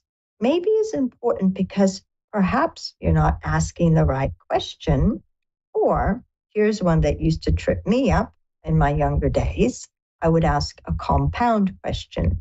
So I would ask a question that had multiple parts, and they couldn't just answer me in a yes or a no. So for example, if I was going to ask, will Sarah get the job in November at the XYZ company? That's 3 questions. And so they would give me a maybe to that 3-part question, which would make me think and will help you to think, oh, am I asking more than one thing? Then I could break it down. Will Sarah get the job? Will the job that she gets allow her to get it or start in November? And will it be, then I'd ask another question for the XYZ company. So that's why maybe is important, because they sometimes are telling us, you could ask this a different way, or there's a better question to ask, or sometimes we're not supposed to know a thing. And if they say maybe and we ask it in several different ways, that's their way of saying, this is going to be a mystery that is up for Sarah to figure out and Sarah to learn, which occasionally happens with spirit. So another trick with the pendulum is that people often will hold their hand under it. So they're holding it from the top, and then they put their hand as like a stage or a platform for it. But what they don't understand is that they are protecting it with the energy, because we all have energy coming out of the palms of our hands. If you think of the healers, they use their hands to heal because that's where the energy flows out. And when we're divining, using a pendulum, we don't really want ourselves to be giving the answers. We want spirit to be giving the answers. So by not holding our hand underneath, only holding it from above, we're letting spirit do their thing. So that's pendulums. You can make them out of anything as long as the weight isn't too heavy on the end, because of course, the heavier the weight, the more difficult it can be for spirit to move it. Many people will use their necklaces. They'll take their necklace off, and that's a great way to make a pendulum. If it's got a little bit of weight and it's got a chain or something, there you go. You've always got a pendulum on you. Now, what's a divining rod or a dowsing rod?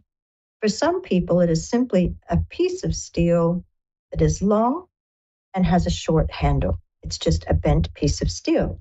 And that's what I used to use myself. But I found these cool divining rods online, which look like a pen, and they actually come out.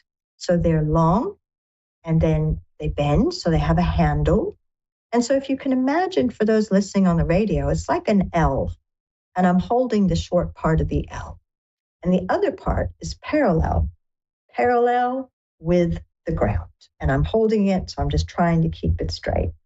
And again, you just assign it to your spirit team. Only my guides and angels or my spirit team, higher self, can use this. Please show me which way is yes.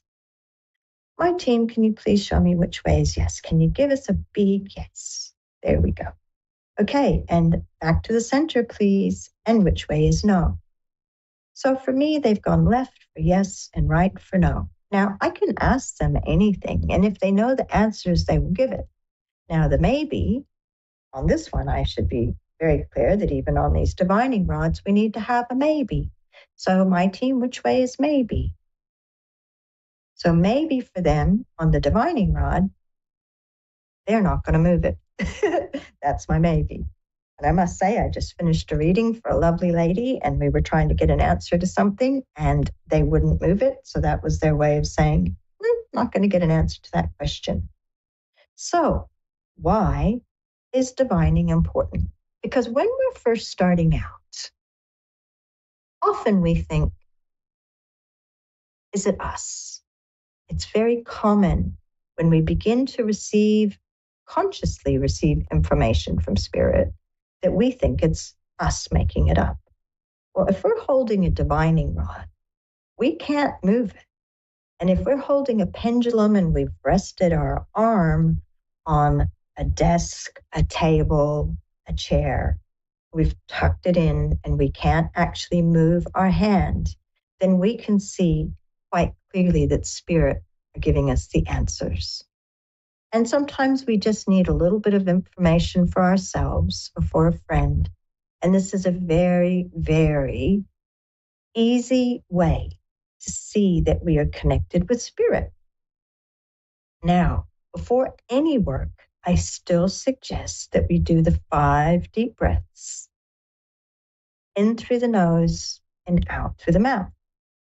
And after you've done 5 of those, and believe me, it can be a little challenging because we can space out after that second or third one. After 5 of those deep breaths, we're right in the state that we want to be in to work.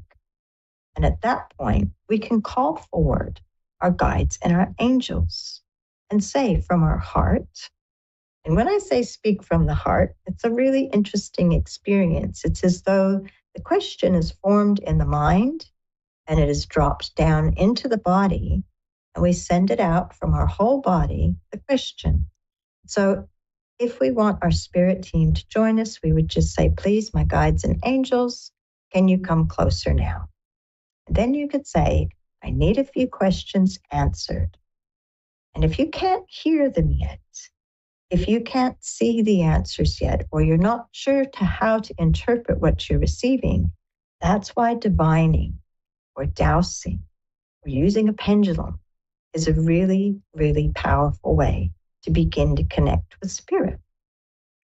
Now, There are so many people these days teaching. And if you're really interested in these things, of course, you can find information on TikTok and on YouTube and on channels like this, on our podcasts. And there are also courses that you can take.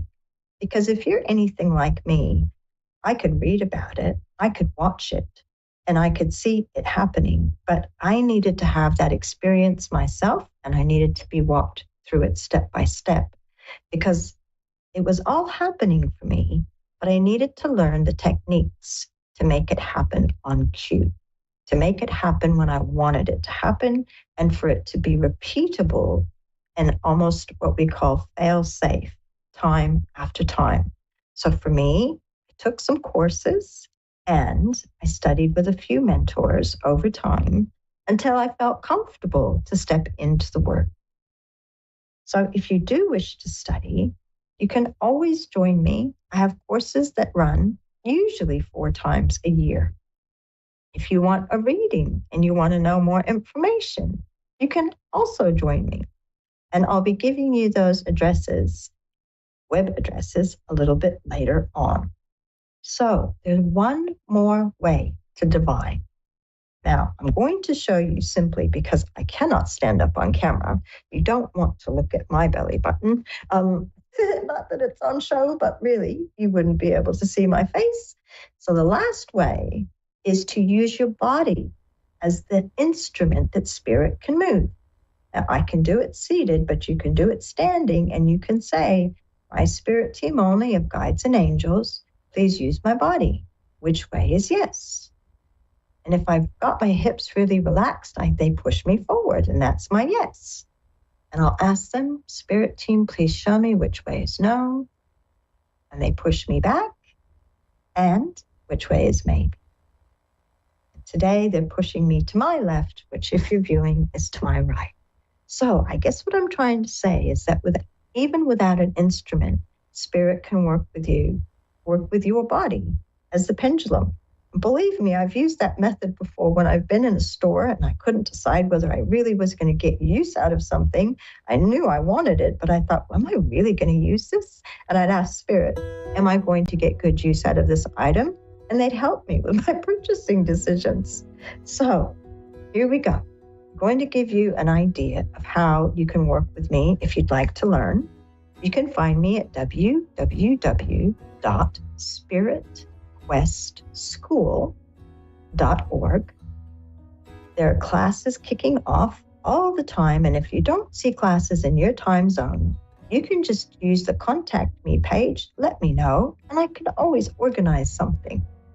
And if you would like a reading with me, a private reading, you can find me at www.deb.bullions.com.au.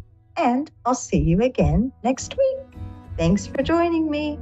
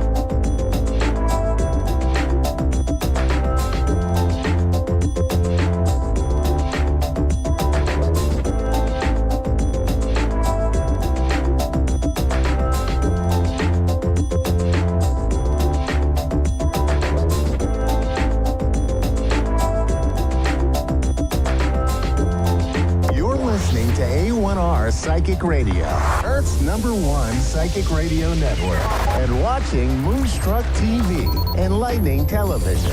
Welcome. Time for the Hallie Elise Show with Hallie Elise. Hallie Elise. Live from HallieElise.com. Connect direct. In North America, dial 888-454-2751.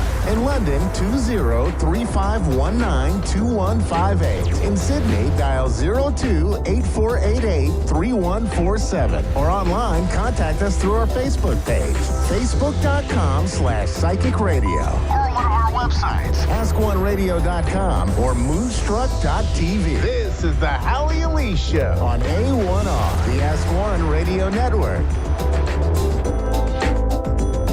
Hello, as always, I am excited and delighted to be here with you. It's always a pleasure when my producer gets on the phone and says, move to the left, move to the right.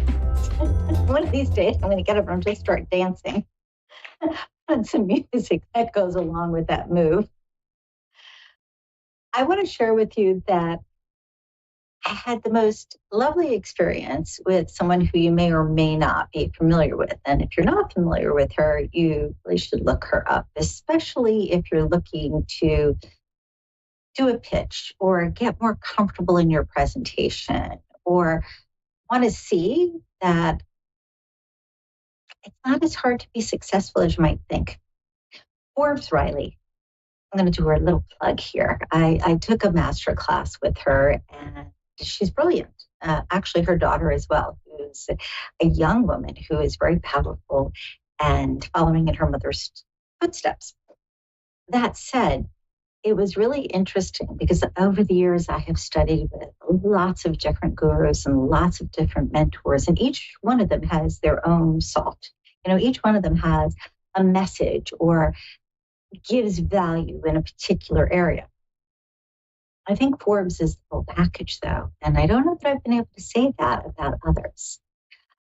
Give me a day or two. I'm trying to get my act together, and I'll post a link or two so that you can kind of check her out. You could obviously just go online and look her up.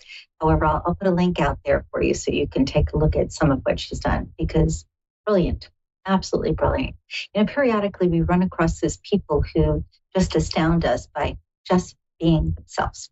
I think that's a great message, really and truly, for all of us. Matter of fact, in the class, I met a gal who she teaches people how to love themselves. Now, I know that sounds corny, woo-woo and all of that, love yourself.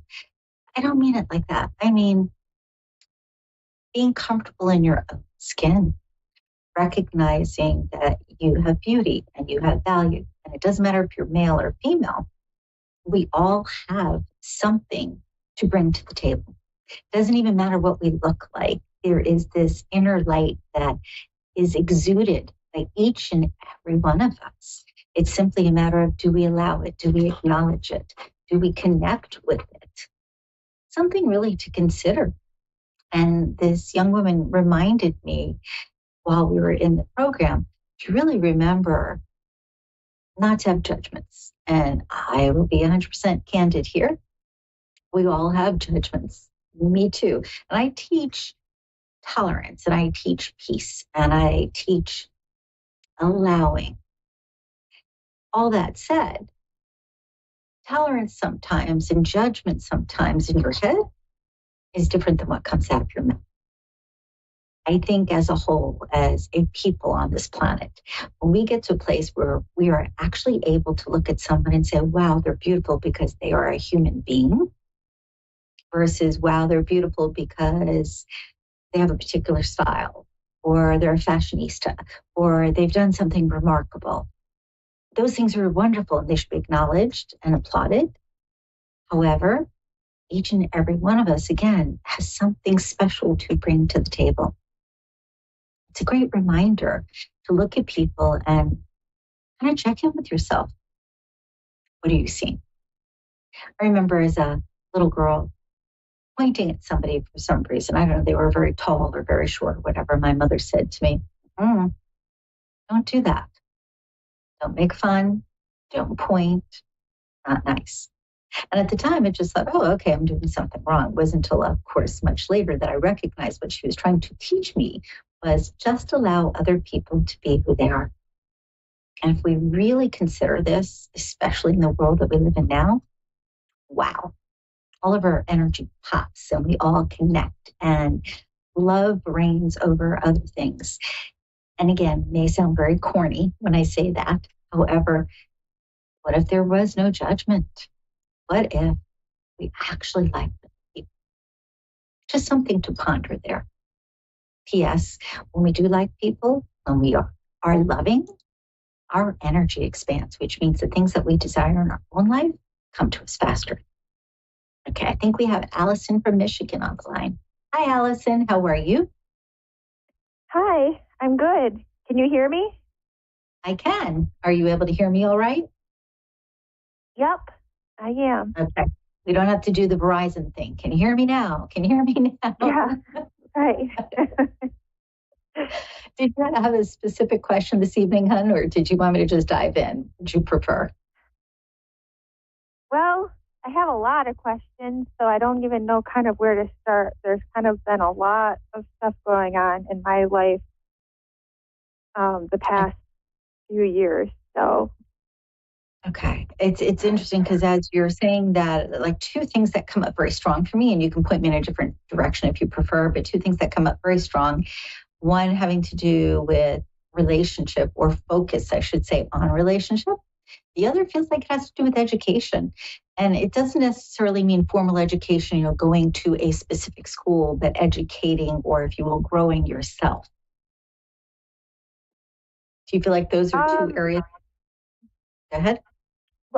Well, I'm not in a relationship. I used to be married, and then he was an abuser, and it's continued because we have children, and it's been a horrendous situation because, well, I don't know how much information you want me to tell you because you're the one who's giving me the information. You don't have to even go there. And I'm going to backtrack to what I said a moment ago. I said focus on relationship, not focus on the relationship you're in. So just so we're clear, the feeling though was being almost overwhelmed by a relationship. And if you think about it, your children's father is still having a relationship with you, good, bad, or indifferent, still there. Sadly, I'd love to say that, in 2 days, everything's going to come up roses for you. Unfortunately, I keep getting like a 5-year period here.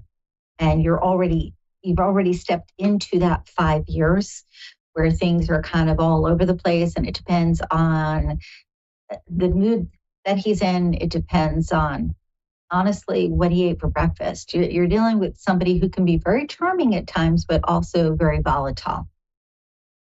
And I feel that when you try to protect yourself, there's an awareness on the other side that you're doing that, and there's anger there. Well, it should probably let you know that I don't talk. We don't have a relationship. We don't talk. It is only through a court-ordered family like messaging. Everything is written through a message, like a mediator, right? But yeah, still, there is no talking whatsoever because he can't do that. He's not capable of that. Okay, so I'm going to clarify because obviously I've not been clear, so I apologize. Because the feeling that I'm getting here is so overwhelming, and I want to be able to articulate this so this makes sense to you.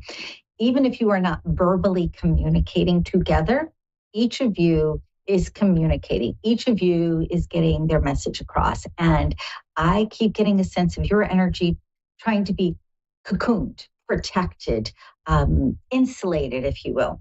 Whereas your ex's is more about agitation, more about, there's an old saying about poking the bear. I don't know if you're familiar with that. Like if something is a little off the stick, take a stick and aggravate it. I get more of that. I also get not wanting to give you your due, not wanting to take care of things that should be taken care of, even when it has to do with the children. Yeah. So this is what I'm saying. Yeah. Even though the relationship is not like, oh, you're holding hands or they're in your house. There's still a relationship taking place there. There's a, if you will, a structure. Anything that would be considered structure has two or more parts, and you're dealing with two parents and you're dealing with children. So the family structure is not what you want, but it still exists, is what I'm trying to get across. And getting your needs met in the way that you want them to be met, even with using mediation. I hear 5 years, and geez Louise, I would love to say well, there's it's a been more. almost 5 years. It's been almost 5 years since all of this started, to be honest with you. I mean, but the cycle itself, so that you're aware, is more like 5 years, not from when it started, but I would go back. We're in August? No, yes, we're in September, right? I would go back September, August, let's see, July, June, May.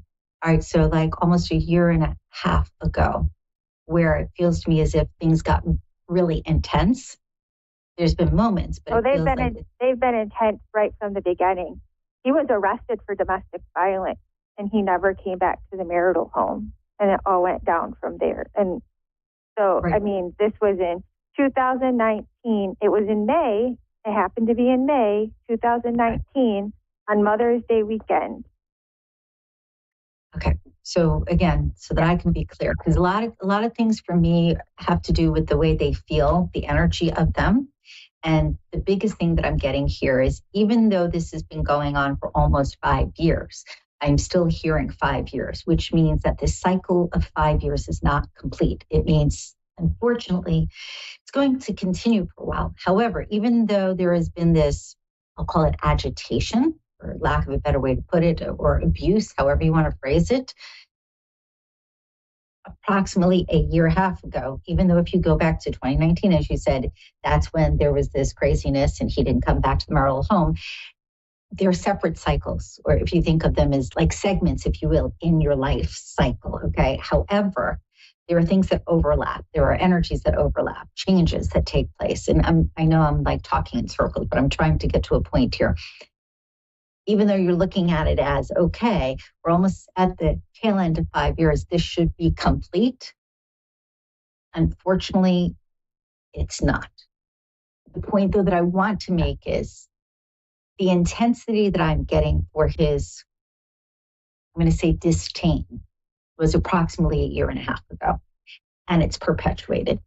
If you want to neutralize that so you can get your needs met, so you and the children can be taken care of in the way that you're supposed to be, in as much as there is angst connected to him, there is, again, that need for you to protect, insulate, cocoon. You have to soften that. And what I mean by soften that is start asking God and the universe to create peace within you, enabling you to accept what is due to you. And I know that sounds weird. What is it's what? like, oh, what is what? He's a dangerous person. I am not going to. No, I'm not. He's dangerous in many ways, and I would never do that. It's going to remain this way. And actually, I do have a specific question, because this is really like broad. What you're kind of saying, it's really not matching up. But I do have a specific question that I would be interested to know. Is that I do have a complaint in the judicial system about how this case has been treated from day one. And there's been many violations made by the court system and what they did, and it's currently being reviewed. And I want to know, is that going to be going in my favor? Ultimately, it will, but it's not immediate. I feel like it's going to be passed around a little bit. So you may even find that you get paperwork back and you're going, wait, no, this isn't right. Like there's something else that needs to be attended to. It will eventually come around, but it's not immediate. And I do, even though you think I'm off track here, if I may just finish a thought, because I think it could help you.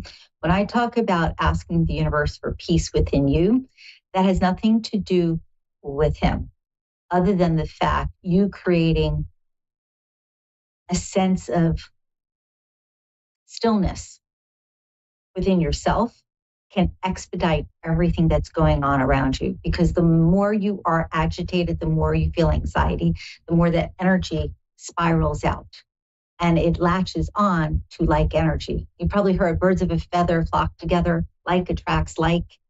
I'm simply saying that while you hold on to that upset with such a tight grip, it slows down your ability to get what you want. Does that make a little more sense?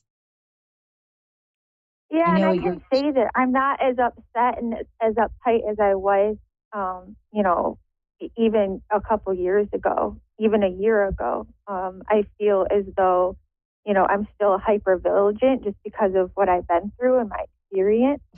Of course. I'm very mindful of, my environment and who's around me. I'm just aware. He also has people that will say do favors for him, and they're not necessarily the nicest people. So it's wise to be vigilant, but it's still important to be peaceful if you can. And I know it sounds like a contradiction, but it's that idea of knowing that you are going to be safe, knowing that you're doing everything in your power that you can physically do to protect. That's a given. But what I'm saying is, before you go to sleep at night, just ask to get assistance in helping you to feel so peaceful that you are completely confident that you are safe, that things are going your way. I promise you, if you can master this, you will speed up your results. Instead of getting 5 years, which I keep coming back to, it could be 2 years. That make more sense? Of what though? Like, what's the cycle? What does it mean? Like 2 years, 5 years, like of what? Like, I guess I'm not Yes, clear. and I apologize. I'm not using the right verbiage for you. So what it comes down to is each one of us as human beings, we have our own energetic cycles. Sometimes we'll find like everything blows up and other times everything is just lovely. And sometimes it's a mix, okay? Has nothing to do with astrology, just so we're clear. It's more about our individual cycle in life. The things that we're supposed to learn, the things that we're supposed to overcome, things that we're supposed to honor. All of these things come into play during these cycles. Sometimes, again, they're fabulous, and other times, like what you've been experiencing, not so great. During this 5-year period that I get that is not complete, and again, I get 1.5 years ago that this actually started, there is this push for you to understand that you are in control of your world. And when I say cycle, it has to do with you and your own soul's progression. And again, being able to master that sense of peace in the midst of chaos can speed up the results that you want. So instead of it being a 5-year cycle, so in other words, another 3.5 years of this going on, it could be 2 or even less. Is that a little more clear? Well, I mean, I guess I just don't understand why it started 1.5 years ago. There was no defining moment or anything that would make it so that would be 1.5 years ago. Like, if anything, the situation has gotten more peaceful within me as I've gotten farther away from him. Like I said, this happened in May 2019 was the pinnacle of everything. Right. And what you're saying as far as you don't understand why I keep coming back to 1.5 years ago, there are oftentimes things below the surface that are not revealed until everything is complete. So I'll end with this because there's another gal that's on the line, but so this might help give more clarity to what I've been trying to say here. There is information that will be revealed when this is all done. We're just getting close to the end where it's like, okay, finished, don't ever have to deal with him again, and everything is good legally. There's information that's going to come up either right before that or when it's just completed. And at that point, you'll be able to recognize, oh, so we're in, again, September 2024. Just remember approximately 1.5 years ago, and I keep feeling like May is a key month there. Something will come up that will reveal information to you about what was going on in that moment. It's not necessarily something that you are seeing, but it is definitely connected to him and his behavior. All right, my friend? from a year and a half ago that will be revealed then when it's said and done. Is that what you said? Correct. Correct. So you ever watch a mystery movie? You know, like where there's a plot and you're thinking things are going in one direction and it's not till almost the end of the movie, everything is revealed? Yes, but I oftentimes can predict them. That's good. That means you're listening to your own intuition. But it's hard to listen to your own intuition when you're also stressed out, even though, again, you've been moving away from it. I feel like, and I'm going to reiterate, physically, you have been insulating. Physically, you've been cocooning, protecting, looking behind you, looking in front of you, being very mindful and aware. But it is emotionally and spiritually that I keep coming back to, that there needs to be a sense of freedom there. There needs to be a sense of, I am okay. You are not there. And you can, of course, differ with me, but I just know what I'm feeling. And I know that there is still this period of time here that if you can just work on that, and if you don't feel like it makes sense to you, just ask seriously God and the universe to bring this information to you. You might find that you wake up tomorrow or a few days down the line with a wow, like, oh, this clicks. Okay? Yeah. It's sad because I feel like it's almost going to affect me for the rest of my life. So, I mean, to a degree, it will, simply because you have children together, and also because this has been trauma. This is trauma, emotional trauma, and it will take you time to move beyond it, though you can move beyond it. And I'm asking again, please, like, say a little prayer or ask in whatever way you want to say. If you want to say affirmations, like, thank you, God, in advance for, and fill in the blank there. However you feel comfortable, or if you feel comfortable going to a counselor. But it does really, truly feel very strongly on my end that there needs to be this resolution within for your energy to be more fluid, for you to really, truly embrace what's coming next when this is complete. And the biggest thing here really is patience, because I know that you want this done. You want to know that you're safe and sound, that you don't have to think about it anymore, that everything is just complete. Patience. I'd love to say that, oh, it's right around the corner. Not with this. Yeah. But a lot more of it is in your hands than you realize. And since you do have intuition, get into the habit of, before you go to sleep, just getting quiet, take 3 very slow, very deep breaths, and ask, let me be guided in the best way possible. That's it. Real simple. And you will find that insights will start coming in more quickly. It's much easier to do than you think. It's just, you've got to shift from the cycle that you're in and move to where you're supposed to be. And it reminds me, and I'm trying to give analogies so this maybe will resonate a little better. If you're in the ocean and the waves are smacking you, if you move closer towards the shore, the waves are not as strong. You have more control.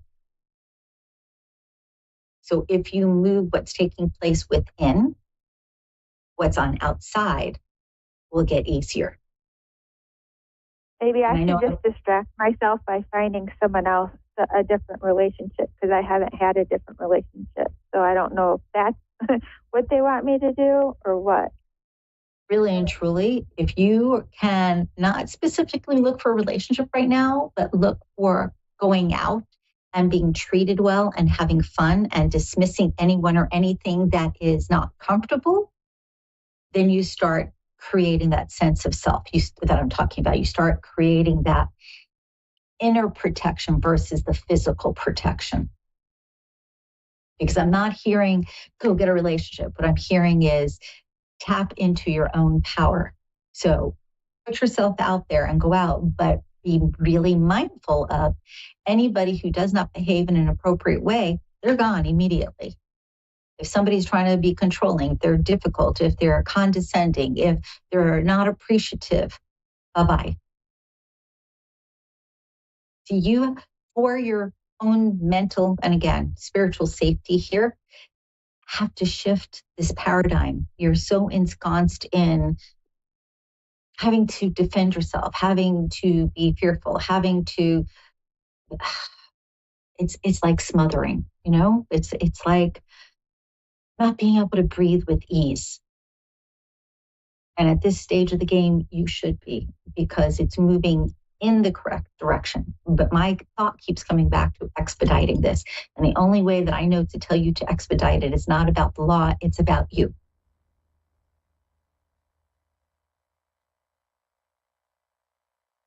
I know I have not answered in the way that you wanted me to, but I'm hopeful that at least you'll let this percolate a little bit.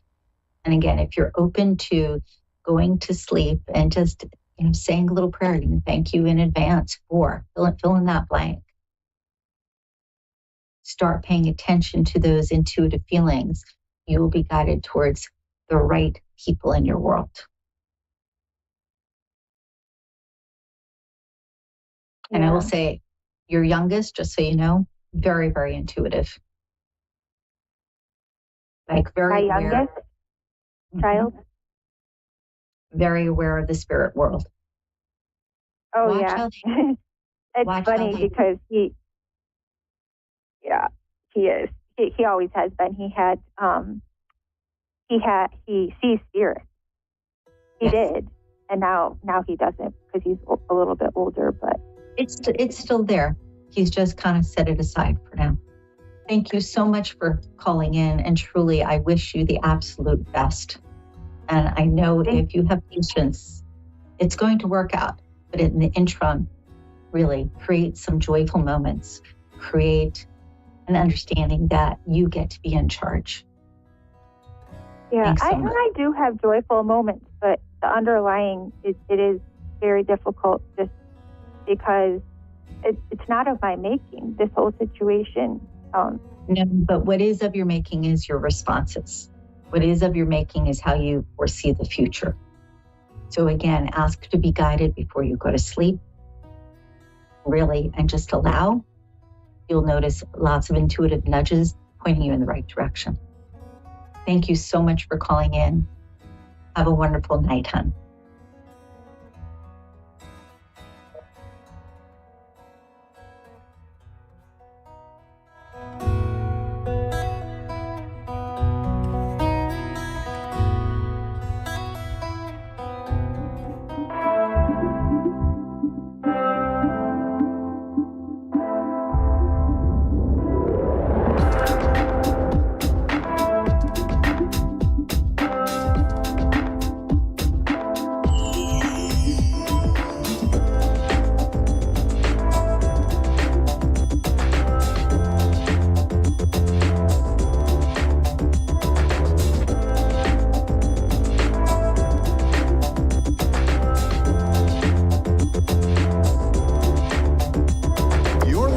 To A1R Psychic Radio, Earth's #1 psychic radio network, and watching Moonstruck TV, enlightening television. Welcome. Time for Understanding Spirit with Mary Shapano. Live from MaryVCircles.com. Connect direct. In North America, dial 888-454-2751. In London, 20-3519-2158. In Sydney, dial 02-8488-3147. Or online, contact us through our Facebook page, facebook.com/psychic radio. Or one of our websites, askoneradio.com or moonstruck.tv. This is Understanding Spirit on A1R, the Ask One Radio Network. Hello, everybody, and welcome to another week of Understanding Spirit and A1R Psychic Radio, Moonstruck TV. I'm your host, Mary. While I'm waiting for a caller, I just thought I would talk to you a little bit about the difference between Akashic Records and hypnosis and going into past life regression. I've been doing quite a few of those lately, and people are always asking me the difference and which one would be more suitable for them. With Akashic Records, the reader will look into your Akashic Record book and give you the information that you need, a little bit like if you're getting a reading. And when you do hypnosis and you go into various past lives, you will get to experience the past life yourself. So you'll be like a witness to that life. And it's like standing within that life. Nobody can see you, but you can observe and watch everything. You see yourself. You might recognize the people that you see as being somebody in your life today. And it's really good when you're trying to work out issues. It's good for problems within relationships. I had a woman once come to me and she said, my daughter hates me. I've never done anything to her, but she hates me. I don't know why. And so, you know, past life hypnosis is good for situations like that, or fears.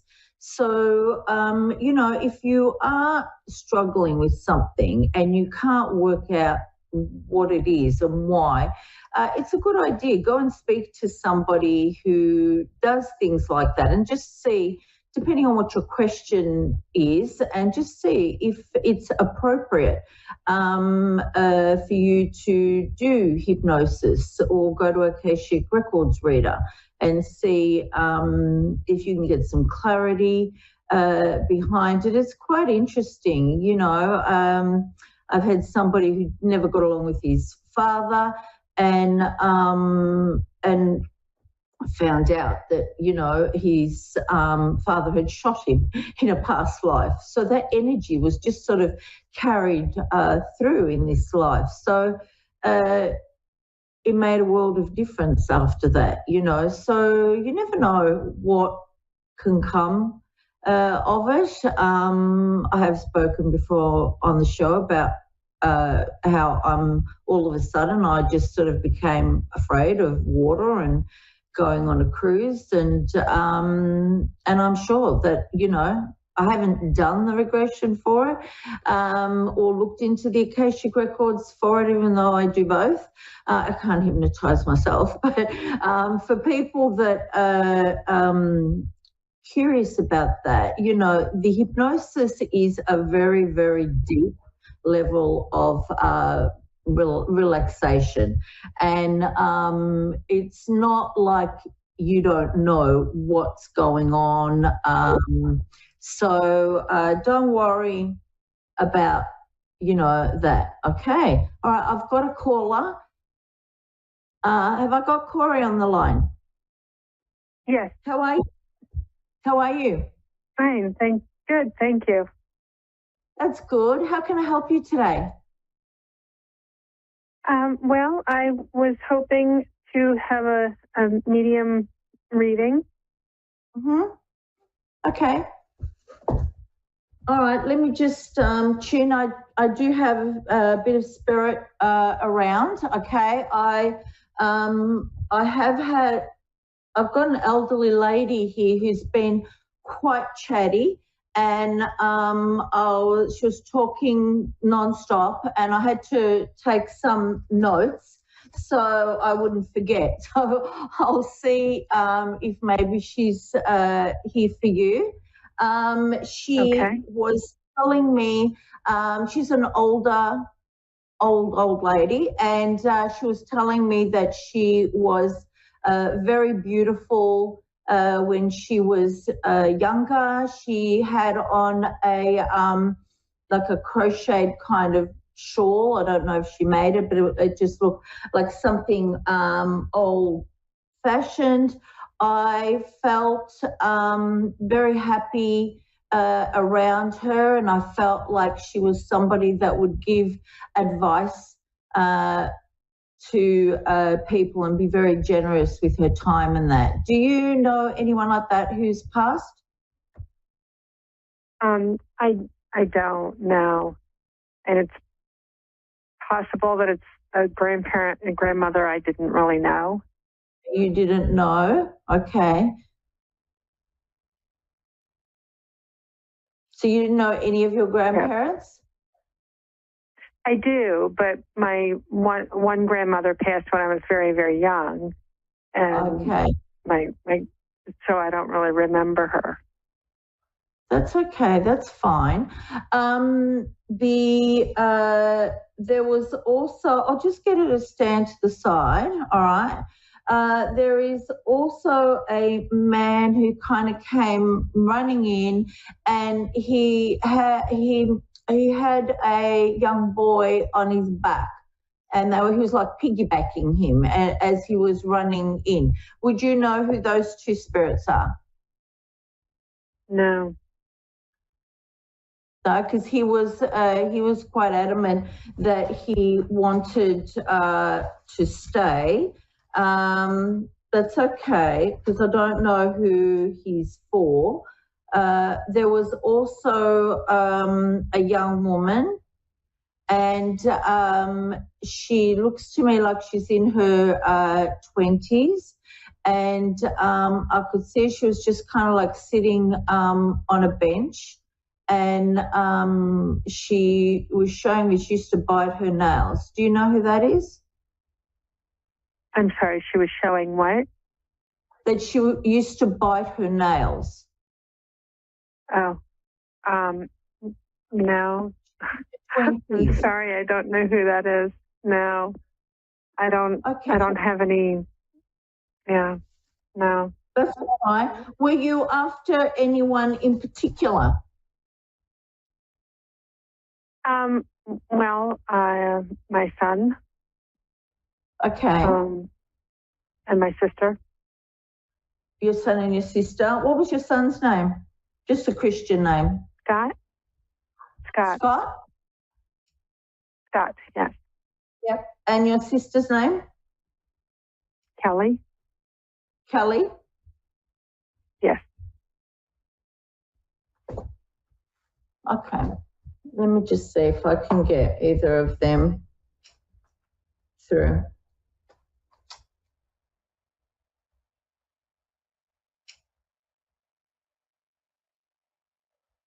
I can see a young man who's coming through again. I'm not sure if it's him, but I feel like he was young. He was like 19. Does that make sense? Well, he was older than that, but how old? He was 29. He was 29? 29, yeah. Okay. Did he have dark hair? This man's got dark hair and fair skin. No. No? Okay, no. I'll push him. No, okay, I'll push him, get him to wait to the side.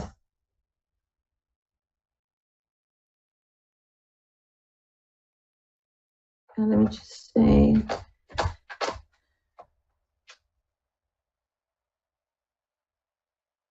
There is a female that's stepping forward.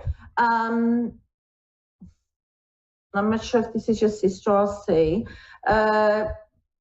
She's pointing to her stomach area, and she's showing me issues with her stomach. Okay. It's past. Do you know who that might be? Possibly my sister. Could be. Okay. Did she have stomach issues before she passed, or in her life? Well, she at the end she did have some issues. Yes. Okay. All right. I'll see. I'll continue with her, and we'll see what she has to say. Okay. So just give me a minute. I'll just see what she wants to say to me.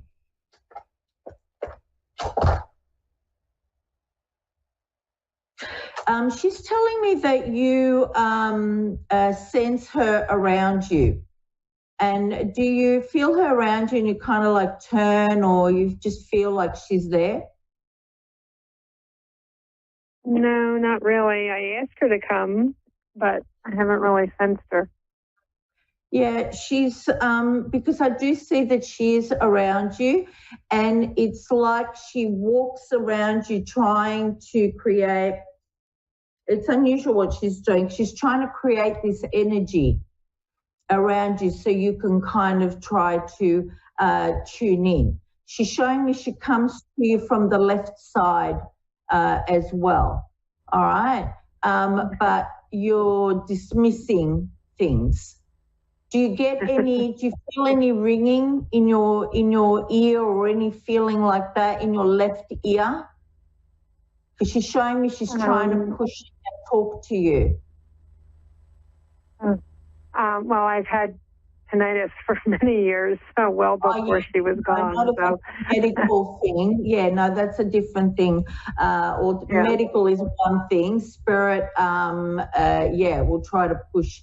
We'll try to give you like a ringing in your ear. I know it can be confused like that. So when you take away the medical condition, then you can look at it spiritually. I'll just see what she wants to say to you.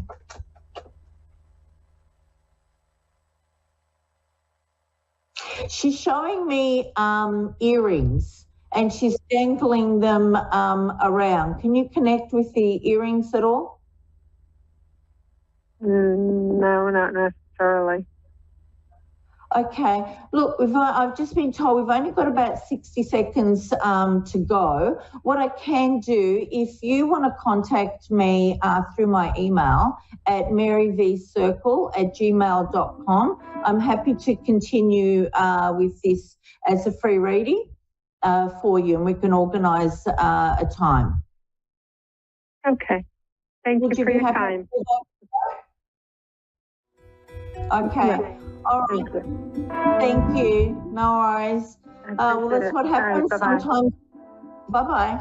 A lot of spirit come through, and we have to kind of like work through them and get to the one. But I'm happy to give Corey a reading at a time that suits her. So anyway, have a good week, everybody, and I'll see you next week. All right. Thank you. Bye. You're listening to A1R Psychic Radio, Earth's #1 psychic radio network, and watching Moonstruck TV, Enlightening Television.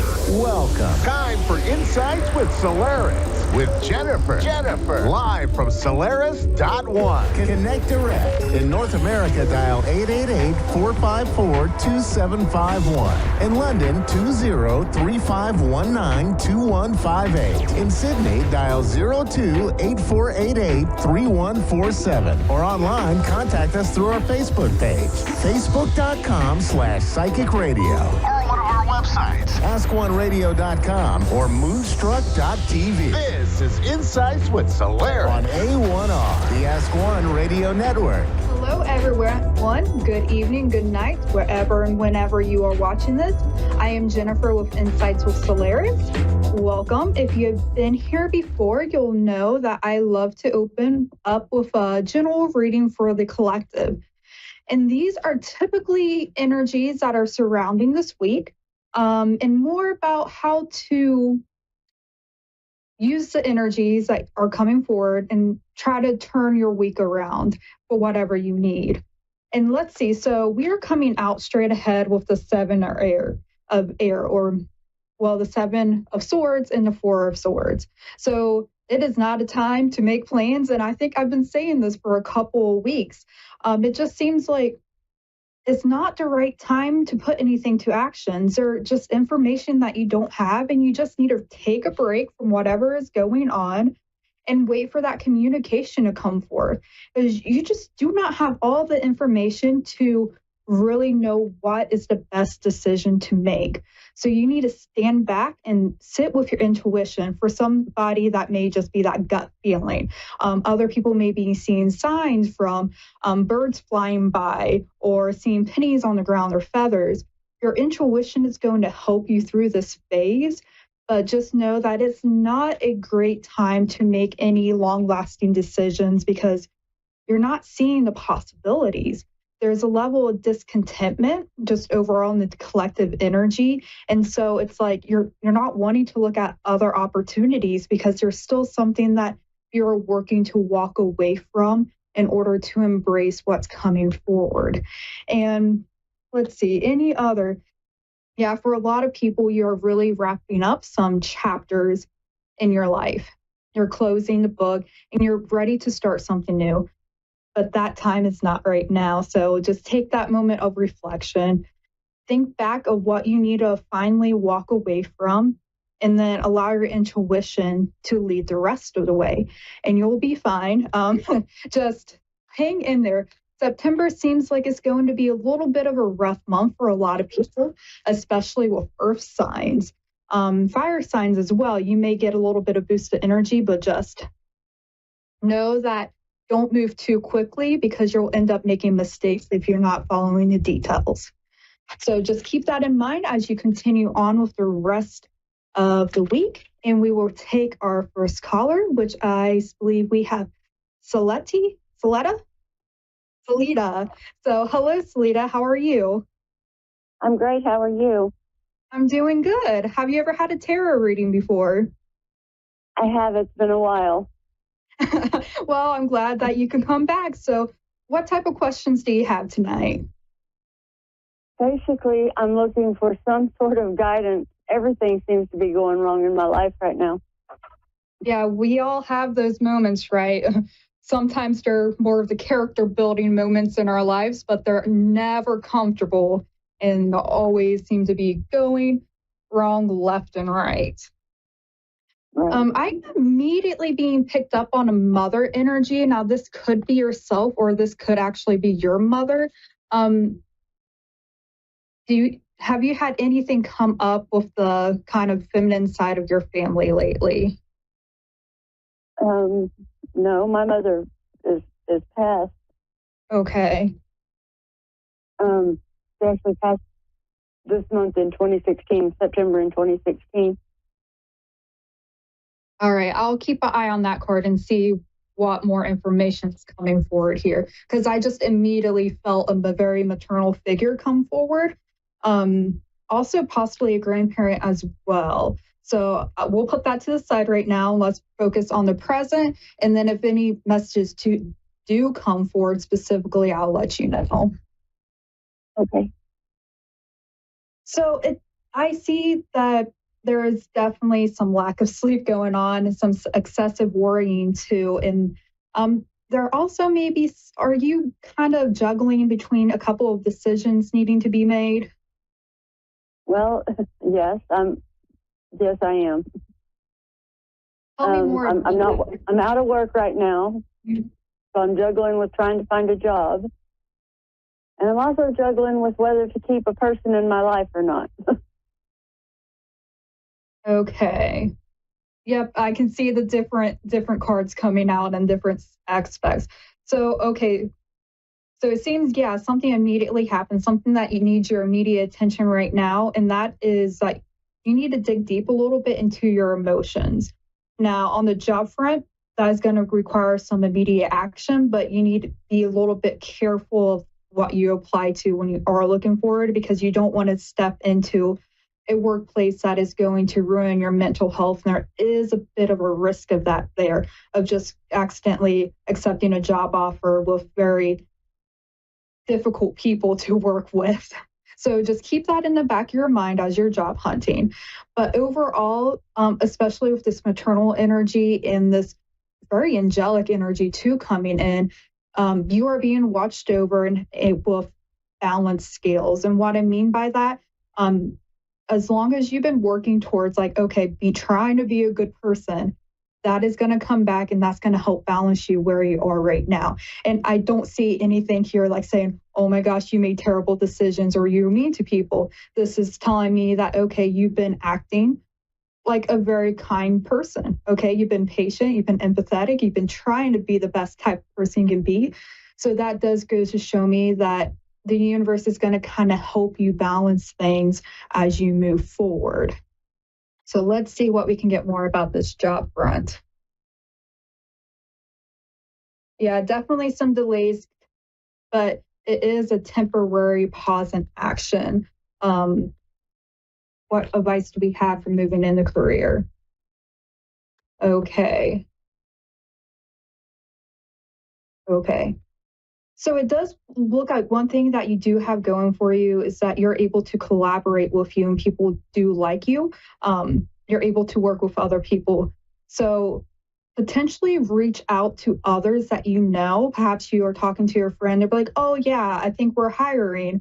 And then you can kind of like, oh, do you think that you could help me connect to the person to ask for an interview type thing? So work through your connections in order to help find that next employment opportunity. Okay, work with your connections because that's going to help push you into that.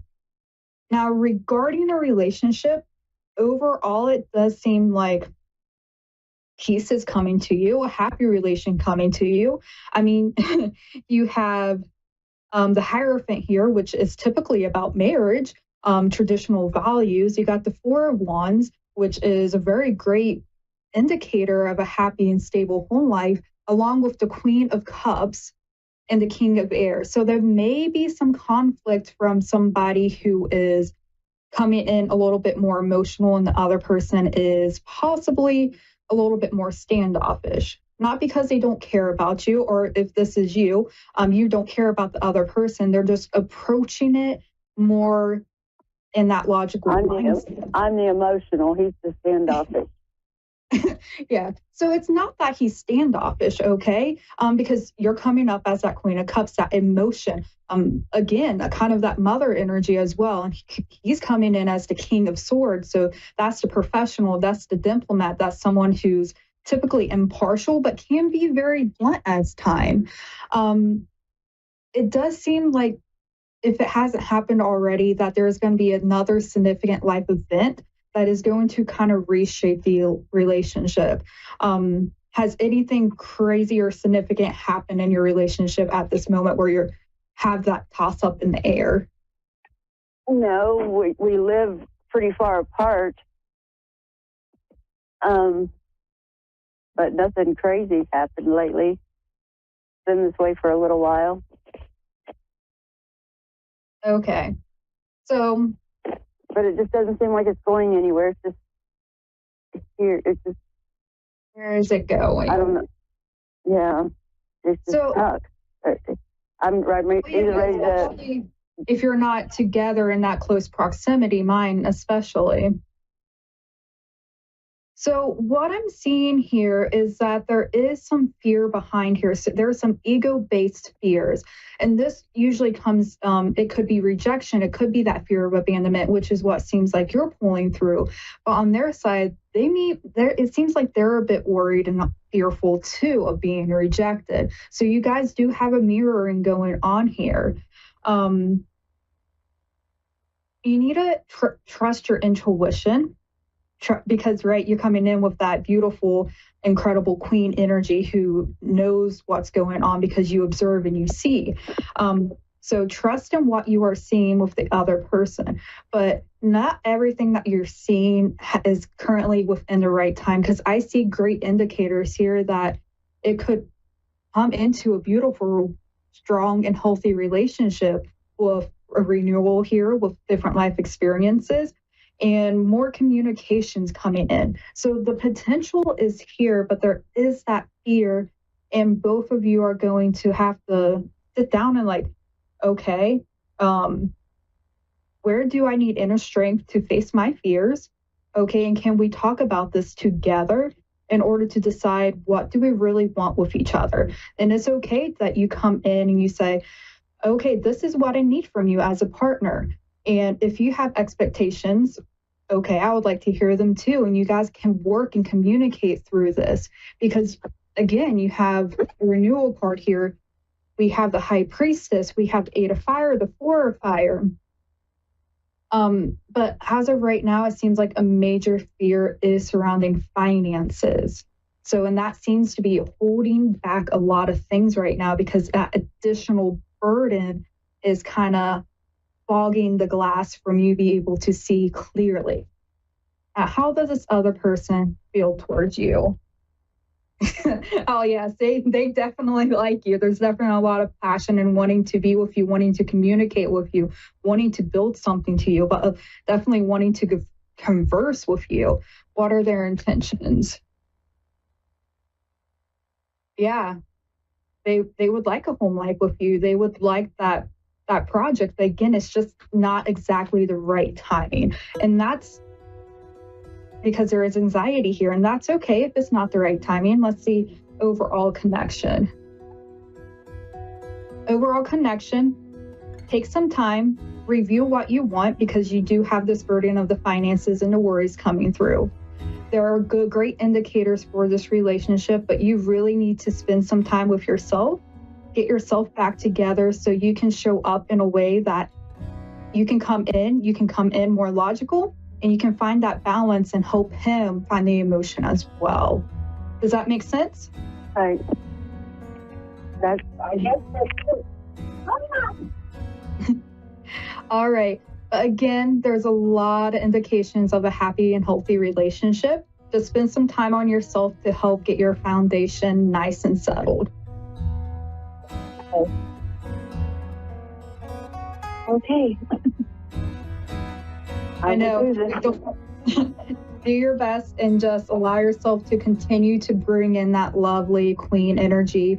And feel free to call on your mother too. I feel like she's watching you.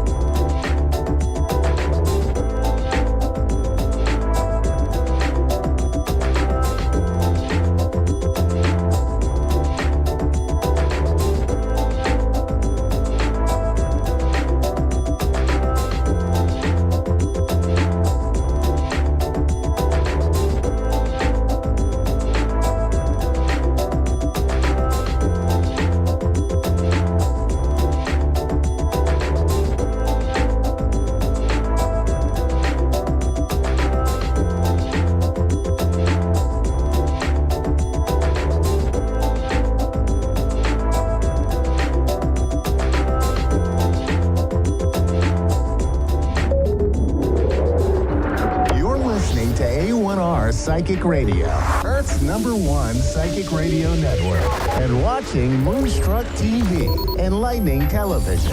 Welcome. Time for your time to shine with Julie Yeager Walker. Jaeger Walk, live from Wings of Souls with Julie.com. Connect direct. In North America, dial 888-454-2751. In London, 20-3519-2158. In Sydney, dial 02-8488-3147. Or online, contact us through our Facebook page, facebook.com/psychic radio. Or one of our websites, askoneradio.com or moonstruck.tv. This is your time to shine on A1R, the Ask One Radio Network. Good evening, everyone, and welcome to Your Time to Shine, a radio show designed to help you explore your own divine gifts. Good evening, and thank you so much for being here with me this evening. Welcome to September. Wow. We are having some great weather here, and my good friend Melinda is in from Canada, and we are getting ready to do our Angel Within retreat and super excited. So today we spent the day at the beach. It was super hot in Portland, so we retreated to the beach, soaked up the sun and the Mother Earth energy of the beach and the waves. It was absolutely beautiful and breathtaking. So we are feeling refreshed, and here we are tonight. So I wanted to speak tonight a little bit about empaths, and we have touched on empaths many times throughout the show's history. And Melinda and I were actually talking about this on our way back from the beach, empaths and the energies that we pick up on from other people, thinking that it is our energies. And wanted to give you guys a couple of examples of, how is it that you might be picking up on somebody else's energy and it's really not yours, and it really could be affecting your life in some really big ways. And how do you stay in your own space? How do you disconnect from that energy? Because of course, you don't want to be in other people's spaces. You just don't. You want to be able to be in your own space and dealing with your own feelings and emotions, because like most of us, we have enough on our plate. We don't need to be worrying about somebody else's emotions and feelings and trying to deal with them. Of course, as an empath and as a light worker, that is part of the reason why we are here. We are transmuting that energy, but it doesn't mean that you have to stay there. It doesn't mean you have to live there and take it on as your own. So some examples that you might be feeling somebody else's energies, right? You're going about your day, everything is fantastic, everything is great, and then all of a sudden you are angry, or you just want to cry, or you want to slap somebody, right? Whatever that is. When it shifts that quickly, you must stop and be in awareness and say, okay, wait a minute, this can't be mine. I was perfectly fine 3 seconds ago, and now I'm having a crying fest. What is going on, right? So more than likely, you're picking up on somebody else's energies. So I had a friend actually share a experience, and they were at a wedding. And at this wedding, they were around a lot of people that they hadn't seen for a long time, including an ex-husband. And so as the wedding is proceeding and people are at the reception, she's just getting all these crazy feelings and thoughts like, wow, what is going on here? Why am I feeling all these really crazy feelings and anxieties in a way about these people that I'm around, about the ex? What is that all about? And what she found out is that when she talked to somebody else about this, they explained to her, oh, those were not your feelings. You were picking up on everybody else at this wedding, at this event. And it was actually able to put this person at ease. Oh, wow, okay, those weren't my feelings. Wow, I thought I was going crazy, right? Why would I be having all of these strange emotions that I normally wouldn't be feeling about all these people at this event? And there was just so much combined energy. And you'll find that when you're at big events, it could be concerts, it could be family gatherings, it could be, conferences that you go to at work, right? You're in this collective energy, and you might be picking up on one or two people, or you might be picking up on the entire collective, right? And so you have to stop and be in that awareness, first of all, because the awareness is the first step to say, okay, wait a minute, who am I feeling, right? And it's so important to do that. And then once you figure out, wait a minute, I don't think this is mine, right? You can ask to be disconnected, cutting all cords and ties from that person or the collective, and releasing that into God's light, right? And you can even do like a physical cutting of cords, right? A lot of times what I will do is I will rub my hands together, snap, and say, I'm done.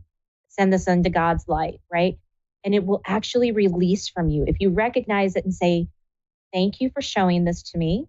This is not my energy. These are not my feelings. These are not my emotions, but thank you for showing me. And I ask you to release them from me, right? And send those feelings back into the light, right? Let them be transmuted. This is what you do. You transmute this energy.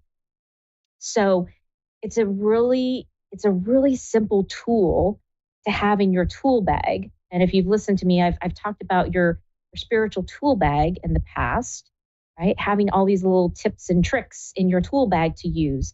You just have to be in the awareness. Remember, wait a minute, I have a tool in my tool bag for that. What was that again, right?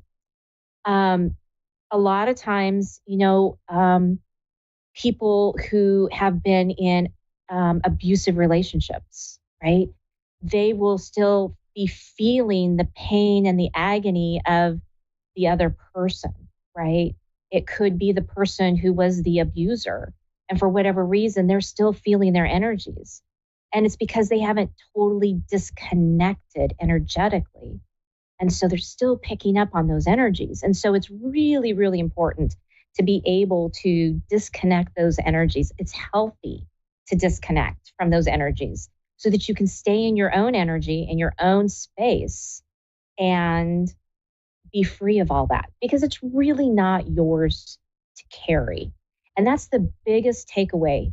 If I can give you any takeaways tonight, is it's not yours to carry. That's not your duty. And your duty is to stay within your own energies and work on yourself. That is the first biggest thing about having these gifts, is to be able to have these gifts to work strictly for you. Then if you care to share it with the world, that's completely up to you. So remember that trick. Clear your energy. Even when you get off a phone conversation, right? Maybe you have a work meeting. Maybe you've talked to your mother. Maybe you've talked to your best friend. Disconnect and clear those energies with every single conversation. You will find that you feel much, much lighter. If you don't remember to do that during the day, that's okay. Don't panic. At the end of the night, make it a nightly ritual to disconnect from all those connections that you've had during the day. You will find you sleep much better. I know if I forget to disconnect and do my nightly rituals, because maybe I fall asleep in the middle of doing my rituals, just saying, I have a lot of trouble sleeping. I have crazy dreams, and I have trouble staying asleep. I'm very restless in my sleep. And then I'm like, oh, right. Okay, I get up in the morning, I do the disconnect, right? But you'll find you will sleep much sounder, much better, much more at peace if you can disconnect all those energies from your day. All right. Well, if you have any questions about this, please reach out to me on my website at www.wingsofsoulswithjulie.com. You can find all kinds of other information there too about how to sign up for a personal reading with me, or possibly a group reading. And by the way, if you happen to be in the Portland area, I am going to be doing the MeWe Fair on September 15th, Saturday only. Do stop by my booth, get a reading with me, and at least come by and say hello. All right. We are going to the phone lines right now. We've got Shauna in Michigan. Good evening, Shauna, and welcome to Your Time to Shine. Hi, how are you? I'm good. How are you? I'm living. That's about as good as it gets these days. Oh, I'm sorry. What can I do for you this evening? I was wondering, my partner of 18 years was killed in a moped accident on the 22nd of May. Oh. And I've been struggling since then, really bad. And I found out some things after he died, and it's making it even harder to process everything. Sure. I've been just, I'm just lost. Sure, I understand. Shauna, is there a particular question that you really need an answer to? I found out about some other women, and I just need to know if I mattered, or was my whole life a lie? Oh, I'm so sorry. Shauna, let me just take a moment here to check in, okay? And let me see what I can find out from you or for you, okay? There's just going to be a little moment of silence as I do that, and I will be right back, okay? Okay.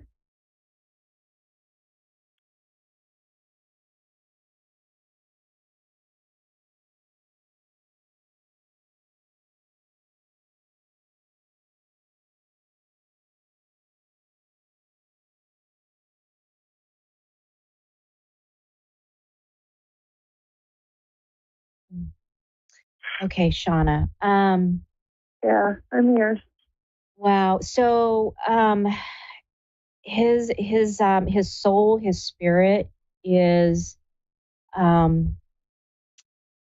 he's showing me as very heartbroken, about all of this, that you had to find out in the way that you did. Yes, you did mean something to his life. You brought him stability, and you brought him growth that he says now that he kind of took for granted, and he has such a big apology to you right now, and he is so looking for your forgiveness. And he understands. Yeah, he understands if you can't give that to him right now, but he's hoping that maybe over time he can have, that you can do that. Yeah. But I am being shown that he did love you. He really did. He's showing me that there was something in his line, his DNA, his history, that brought up this. I don't know if it was a fear of abandonment, but it was like he's showing me he felt like he was always running from something, and he didn't choose very wisely in this, because of this pattern that he was in. He's saying by no means this is no excuse. And he's not trying to provide you excuses.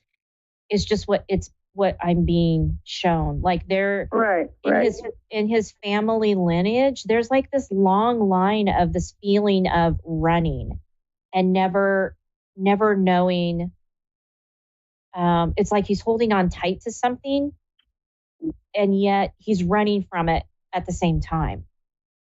And you were really like the only thing in his entire life that gave him that stability and that feeling of not wanting to run away. Yet he didn't really know why he was doing the things he was doing. I don't know if that makes any sense to you at all, but yeah, it does. That's what I'm being shown. And again, it's not an excuse for behavior. I need you to understand that. He wants you to understand that. But it does lend itself to some understanding of maybe why things happened the way they did. I just want him to be at peace. And I know he's around me. I feel him. Yes, he is. He actually has not left your side.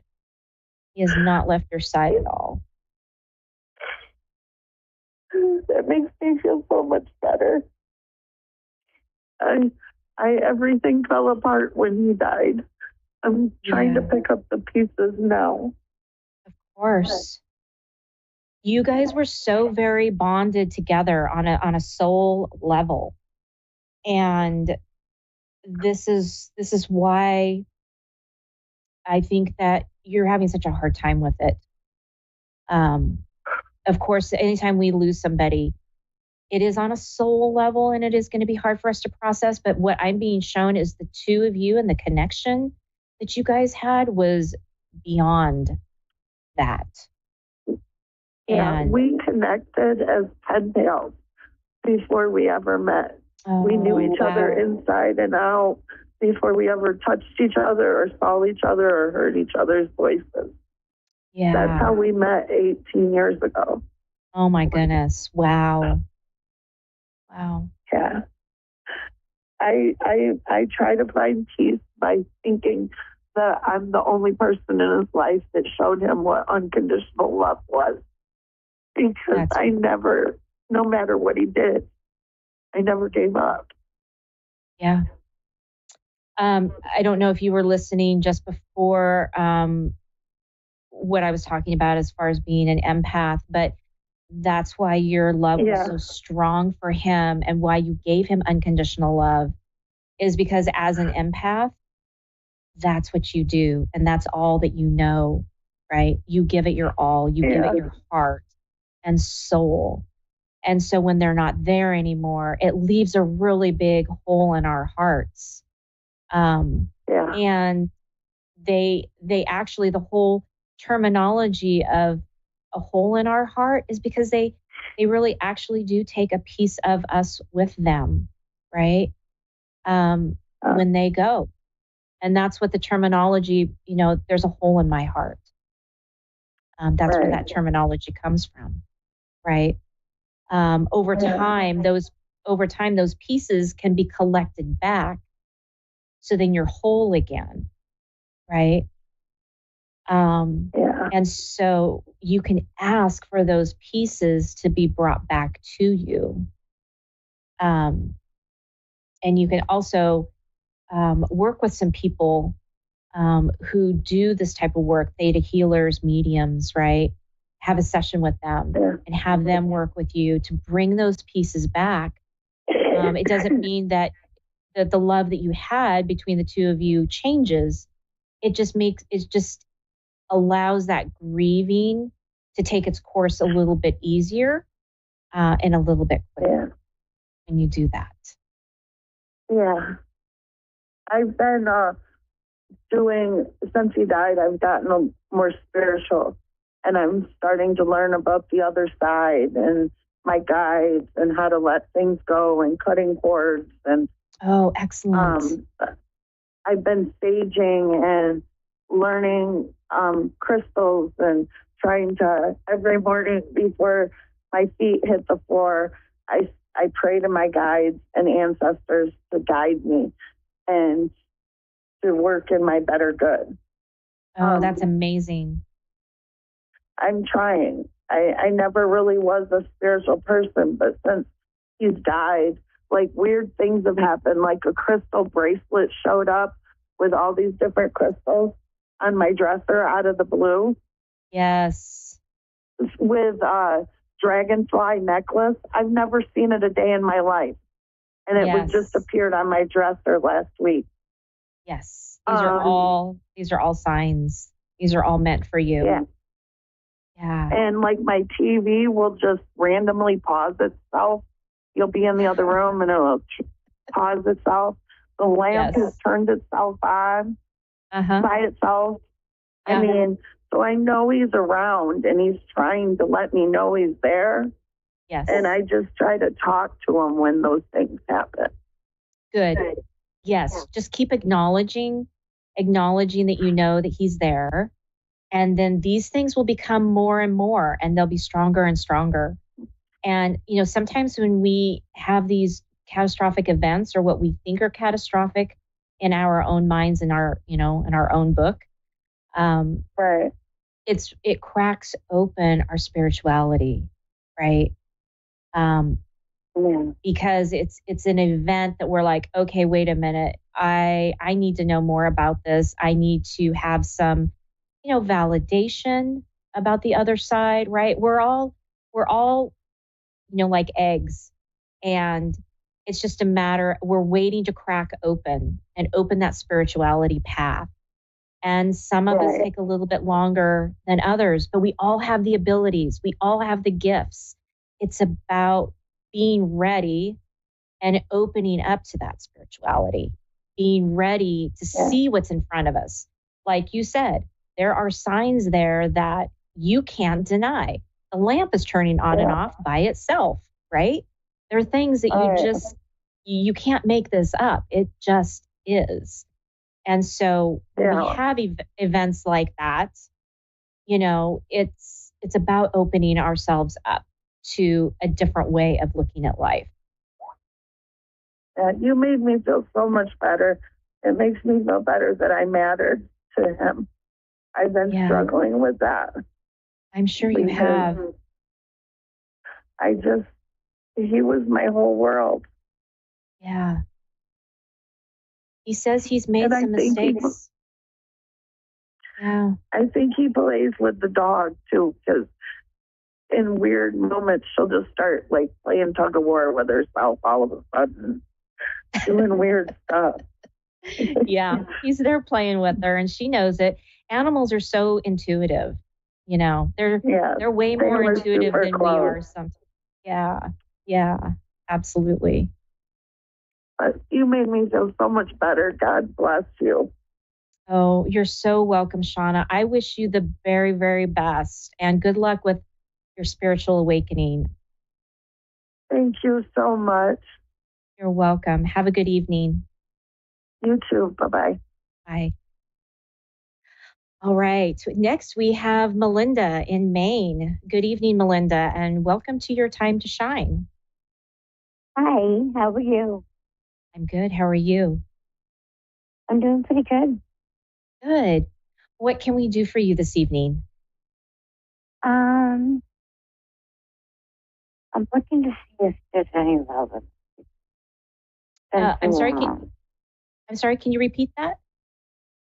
I'll see if there's any love in my future. Oh, any love in your future? Okay. Hold on and let me tap into this for you, and I'll be right back. There'll just be a little moment of silence as I'm doing this. Okay.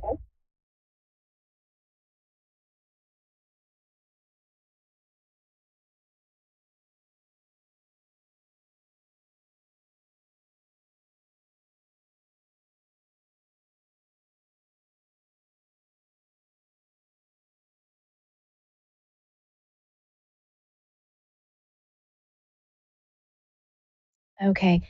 Melinda, have you recently left a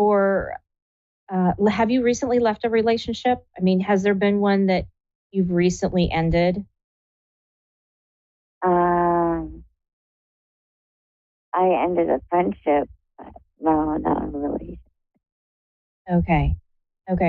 They were just showing me a relationship that had ended. So that's why I was asking.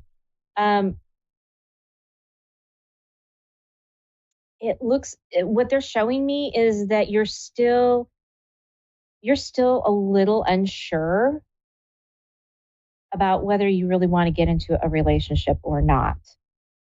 And so it's making it a little hard for someone to come in.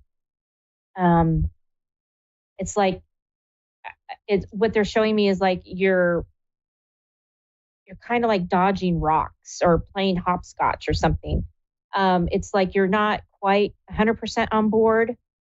You do want it, but you're a little bit afraid of stepping out and being that vulnerable with somebody. And so it's about what they're showing me. It's about taking those baby steps. And if you continue to take those baby steps, continue to work on what your fear is around a relationship, you'll be able to get there quicker and be able to bring somebody in. Because as long as you have this fear of not letting somebody in, it's going to be really hard to bring somebody to you or to be like that magnet, if you will, for somebody. Because people can feel that energy, right? And they're like, oh, wow, I'd really like to get to know her, but I don't know, right? They can feel you almost pushing them away. And that's what I get. It's like this pushing energy. So it's about kind of going through and figuring out what it is that's holding you back. And it feels like there was something through your childhood, like almost like there was like an abandonment feeling, right? And so you're afraid to get out there because you're afraid you're going to be abandoned. You're afraid you're going to get left. So it's about looking into that a little bit deeper and seeing if you can clear that out so that you can have an open, loving relationship with somebody. Does that make sense? Yes. Yeah. Okay.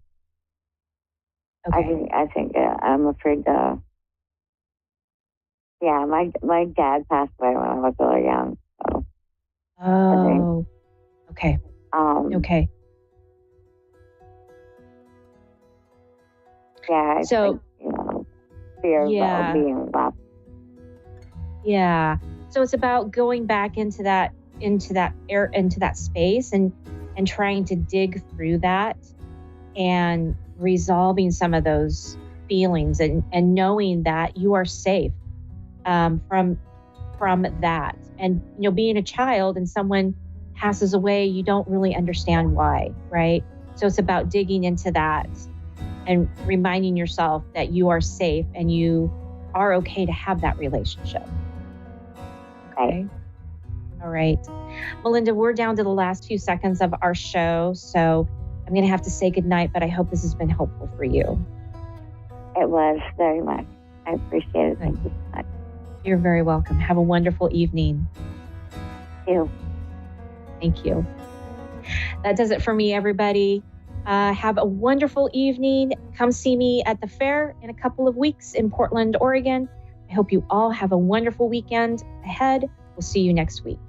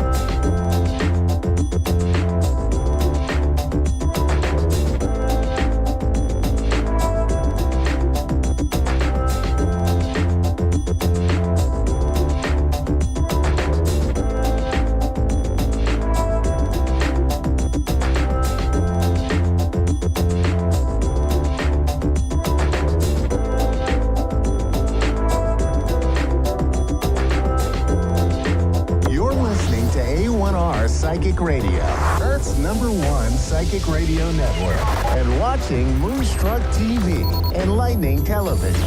Welcome. Time for astrology and psychic readings with Lady D. Lady D. TV. Live from Lady D's PsychicParties.com. Connect direct. In North America, dial 888-454-2751. In London, 20-3519-2158. In Sydney, dial 02-8488-3147. Or online, contact us through our Facebook page, facebook.com/Psychic Radio. Or one of our websites, AskOneRadio.com or Moonstruck.tv. This is Astrology and Psychic Reading on A1R, the Ask One Radio Network. Hi everybody, welcome to Astrology and Psychic Readings with Lady D. I'm Lady D, for your host for the segment. I hope you've had an amazing week ahead. So this week with the planets, we do have quite a positive week, I feel, coming up with the planets, which is great. So we do have a sextile that is happening with Mercury and Mars, and it's going to be there for the whole week. So that's going to be giving you that confidence to say what you need to say, especially while Mercury is still in Leo. I feel like you're thinking very clearly and positive thoughts. Mercury will be going into Virgo, which is happening on the 10th.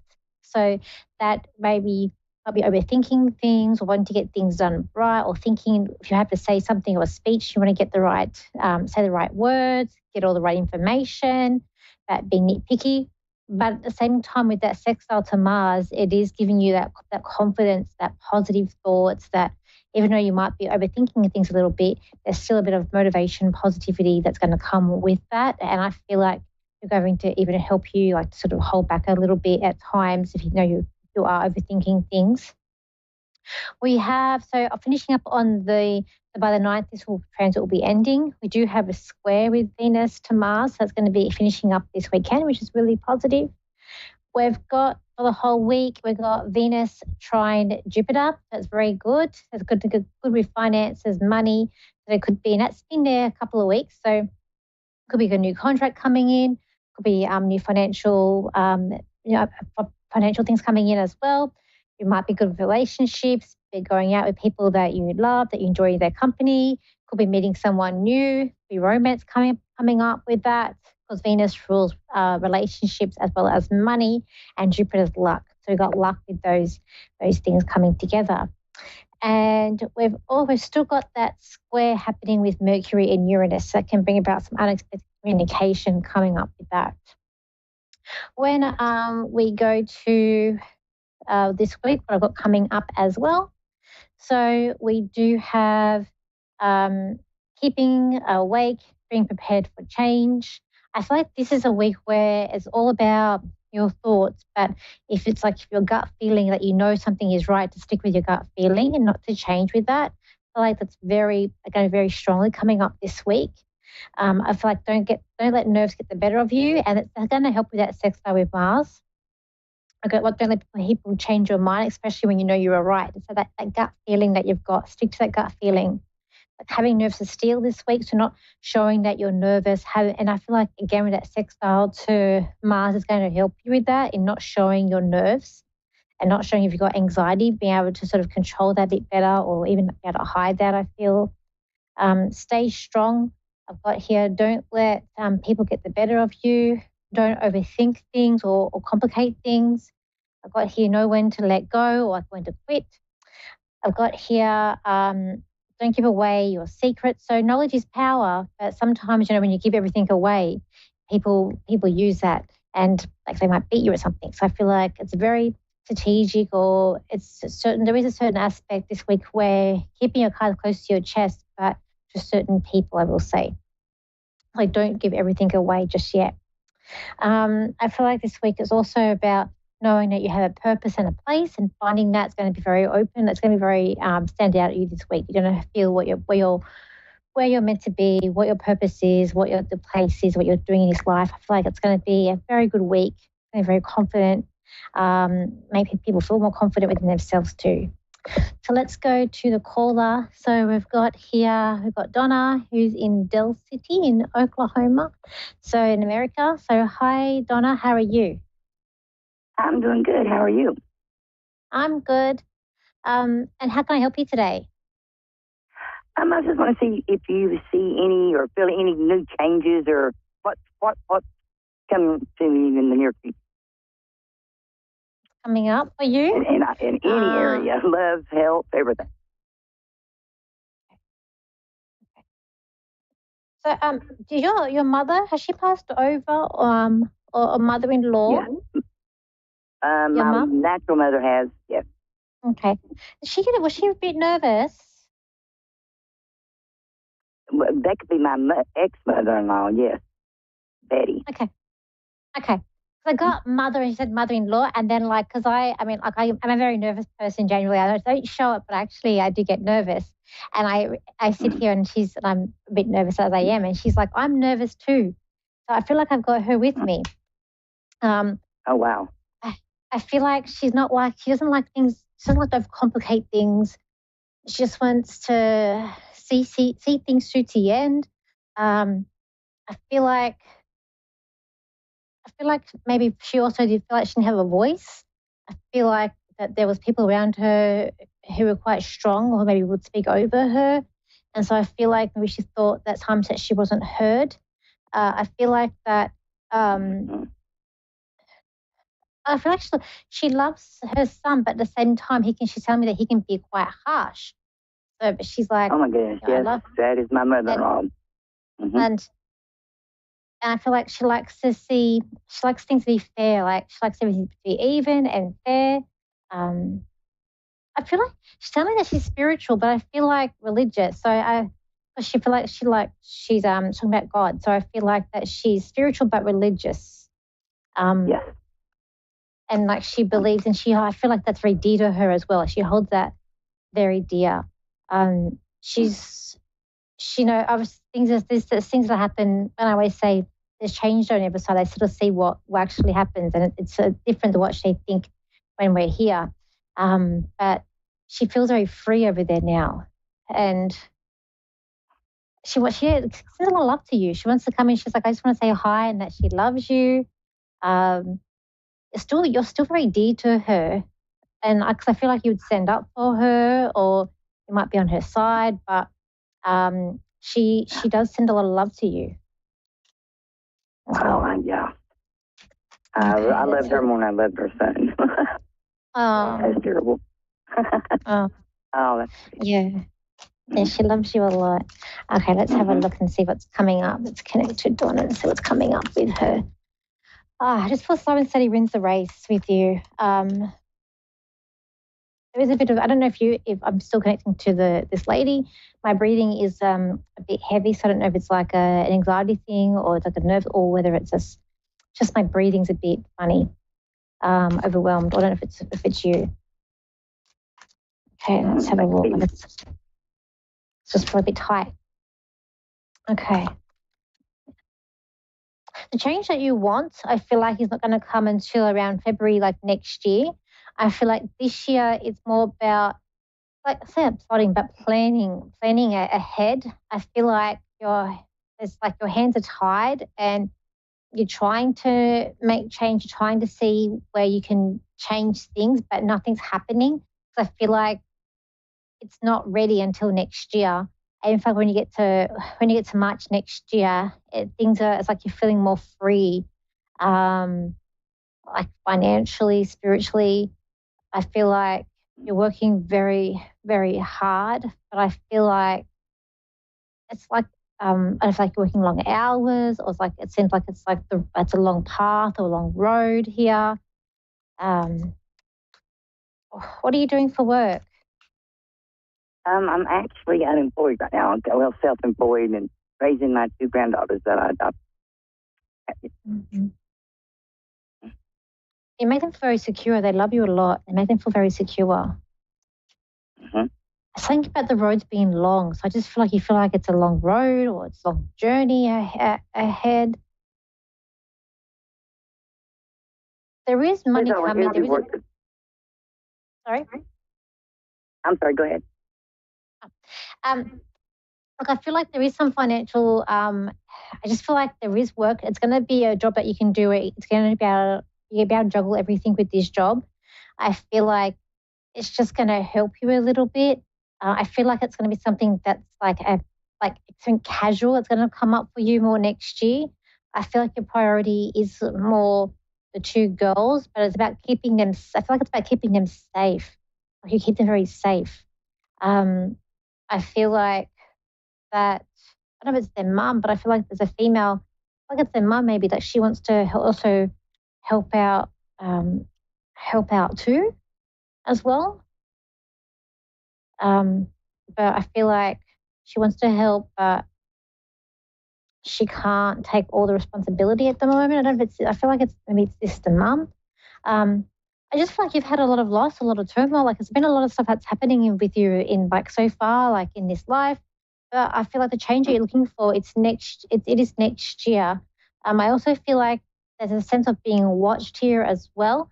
So I feel like this is, this might not be a family member, this might be something else, but it's like someone's being watched here too. But I do feel like things are being very tight, but you're making it work and you're making the best that you can out of the situation that you've got.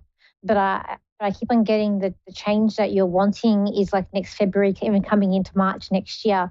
I feel like the things are loosening up. So the grandkids, are these your daughter's kid, your daughter's children? Yes, my youngest daughter. Okay, yeah. And so their father doesn't want to, I feel like their father doesn't want to look after them or doesn't want to be there. No. Yeah. No, he does not. Yeah. Yeah. I feel like that's not going to change, but you're doing the best you can. But I feel like with your daughter though, I feel like she does want to help, and I feel like she's going to start to do more. Like she's going to be able to do more, which is also going to help you free up your time. But I feel like the job you're going to get, I kind of feel like it might be like retail, like could be like in Target or some sort of retail. But I feel like it's some sort of casual job that's going to be coming in, but it's going to work for you. Is what I feel.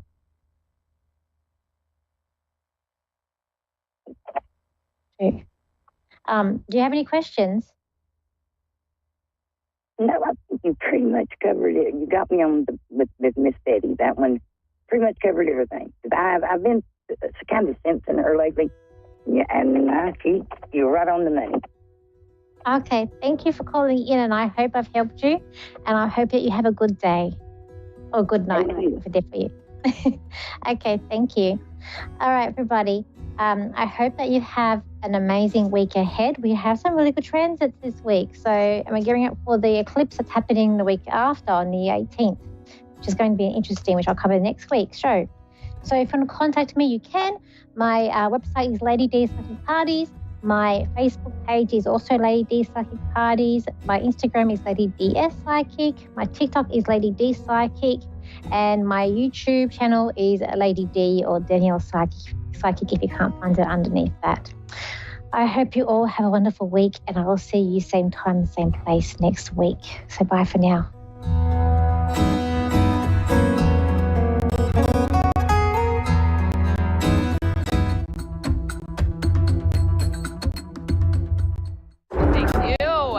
Thank you for having me. Thank you for being here. Happy Wednesday. It feels like a Sunday for me because those are probably my most relaxing days. I hope everyone's doing great. I have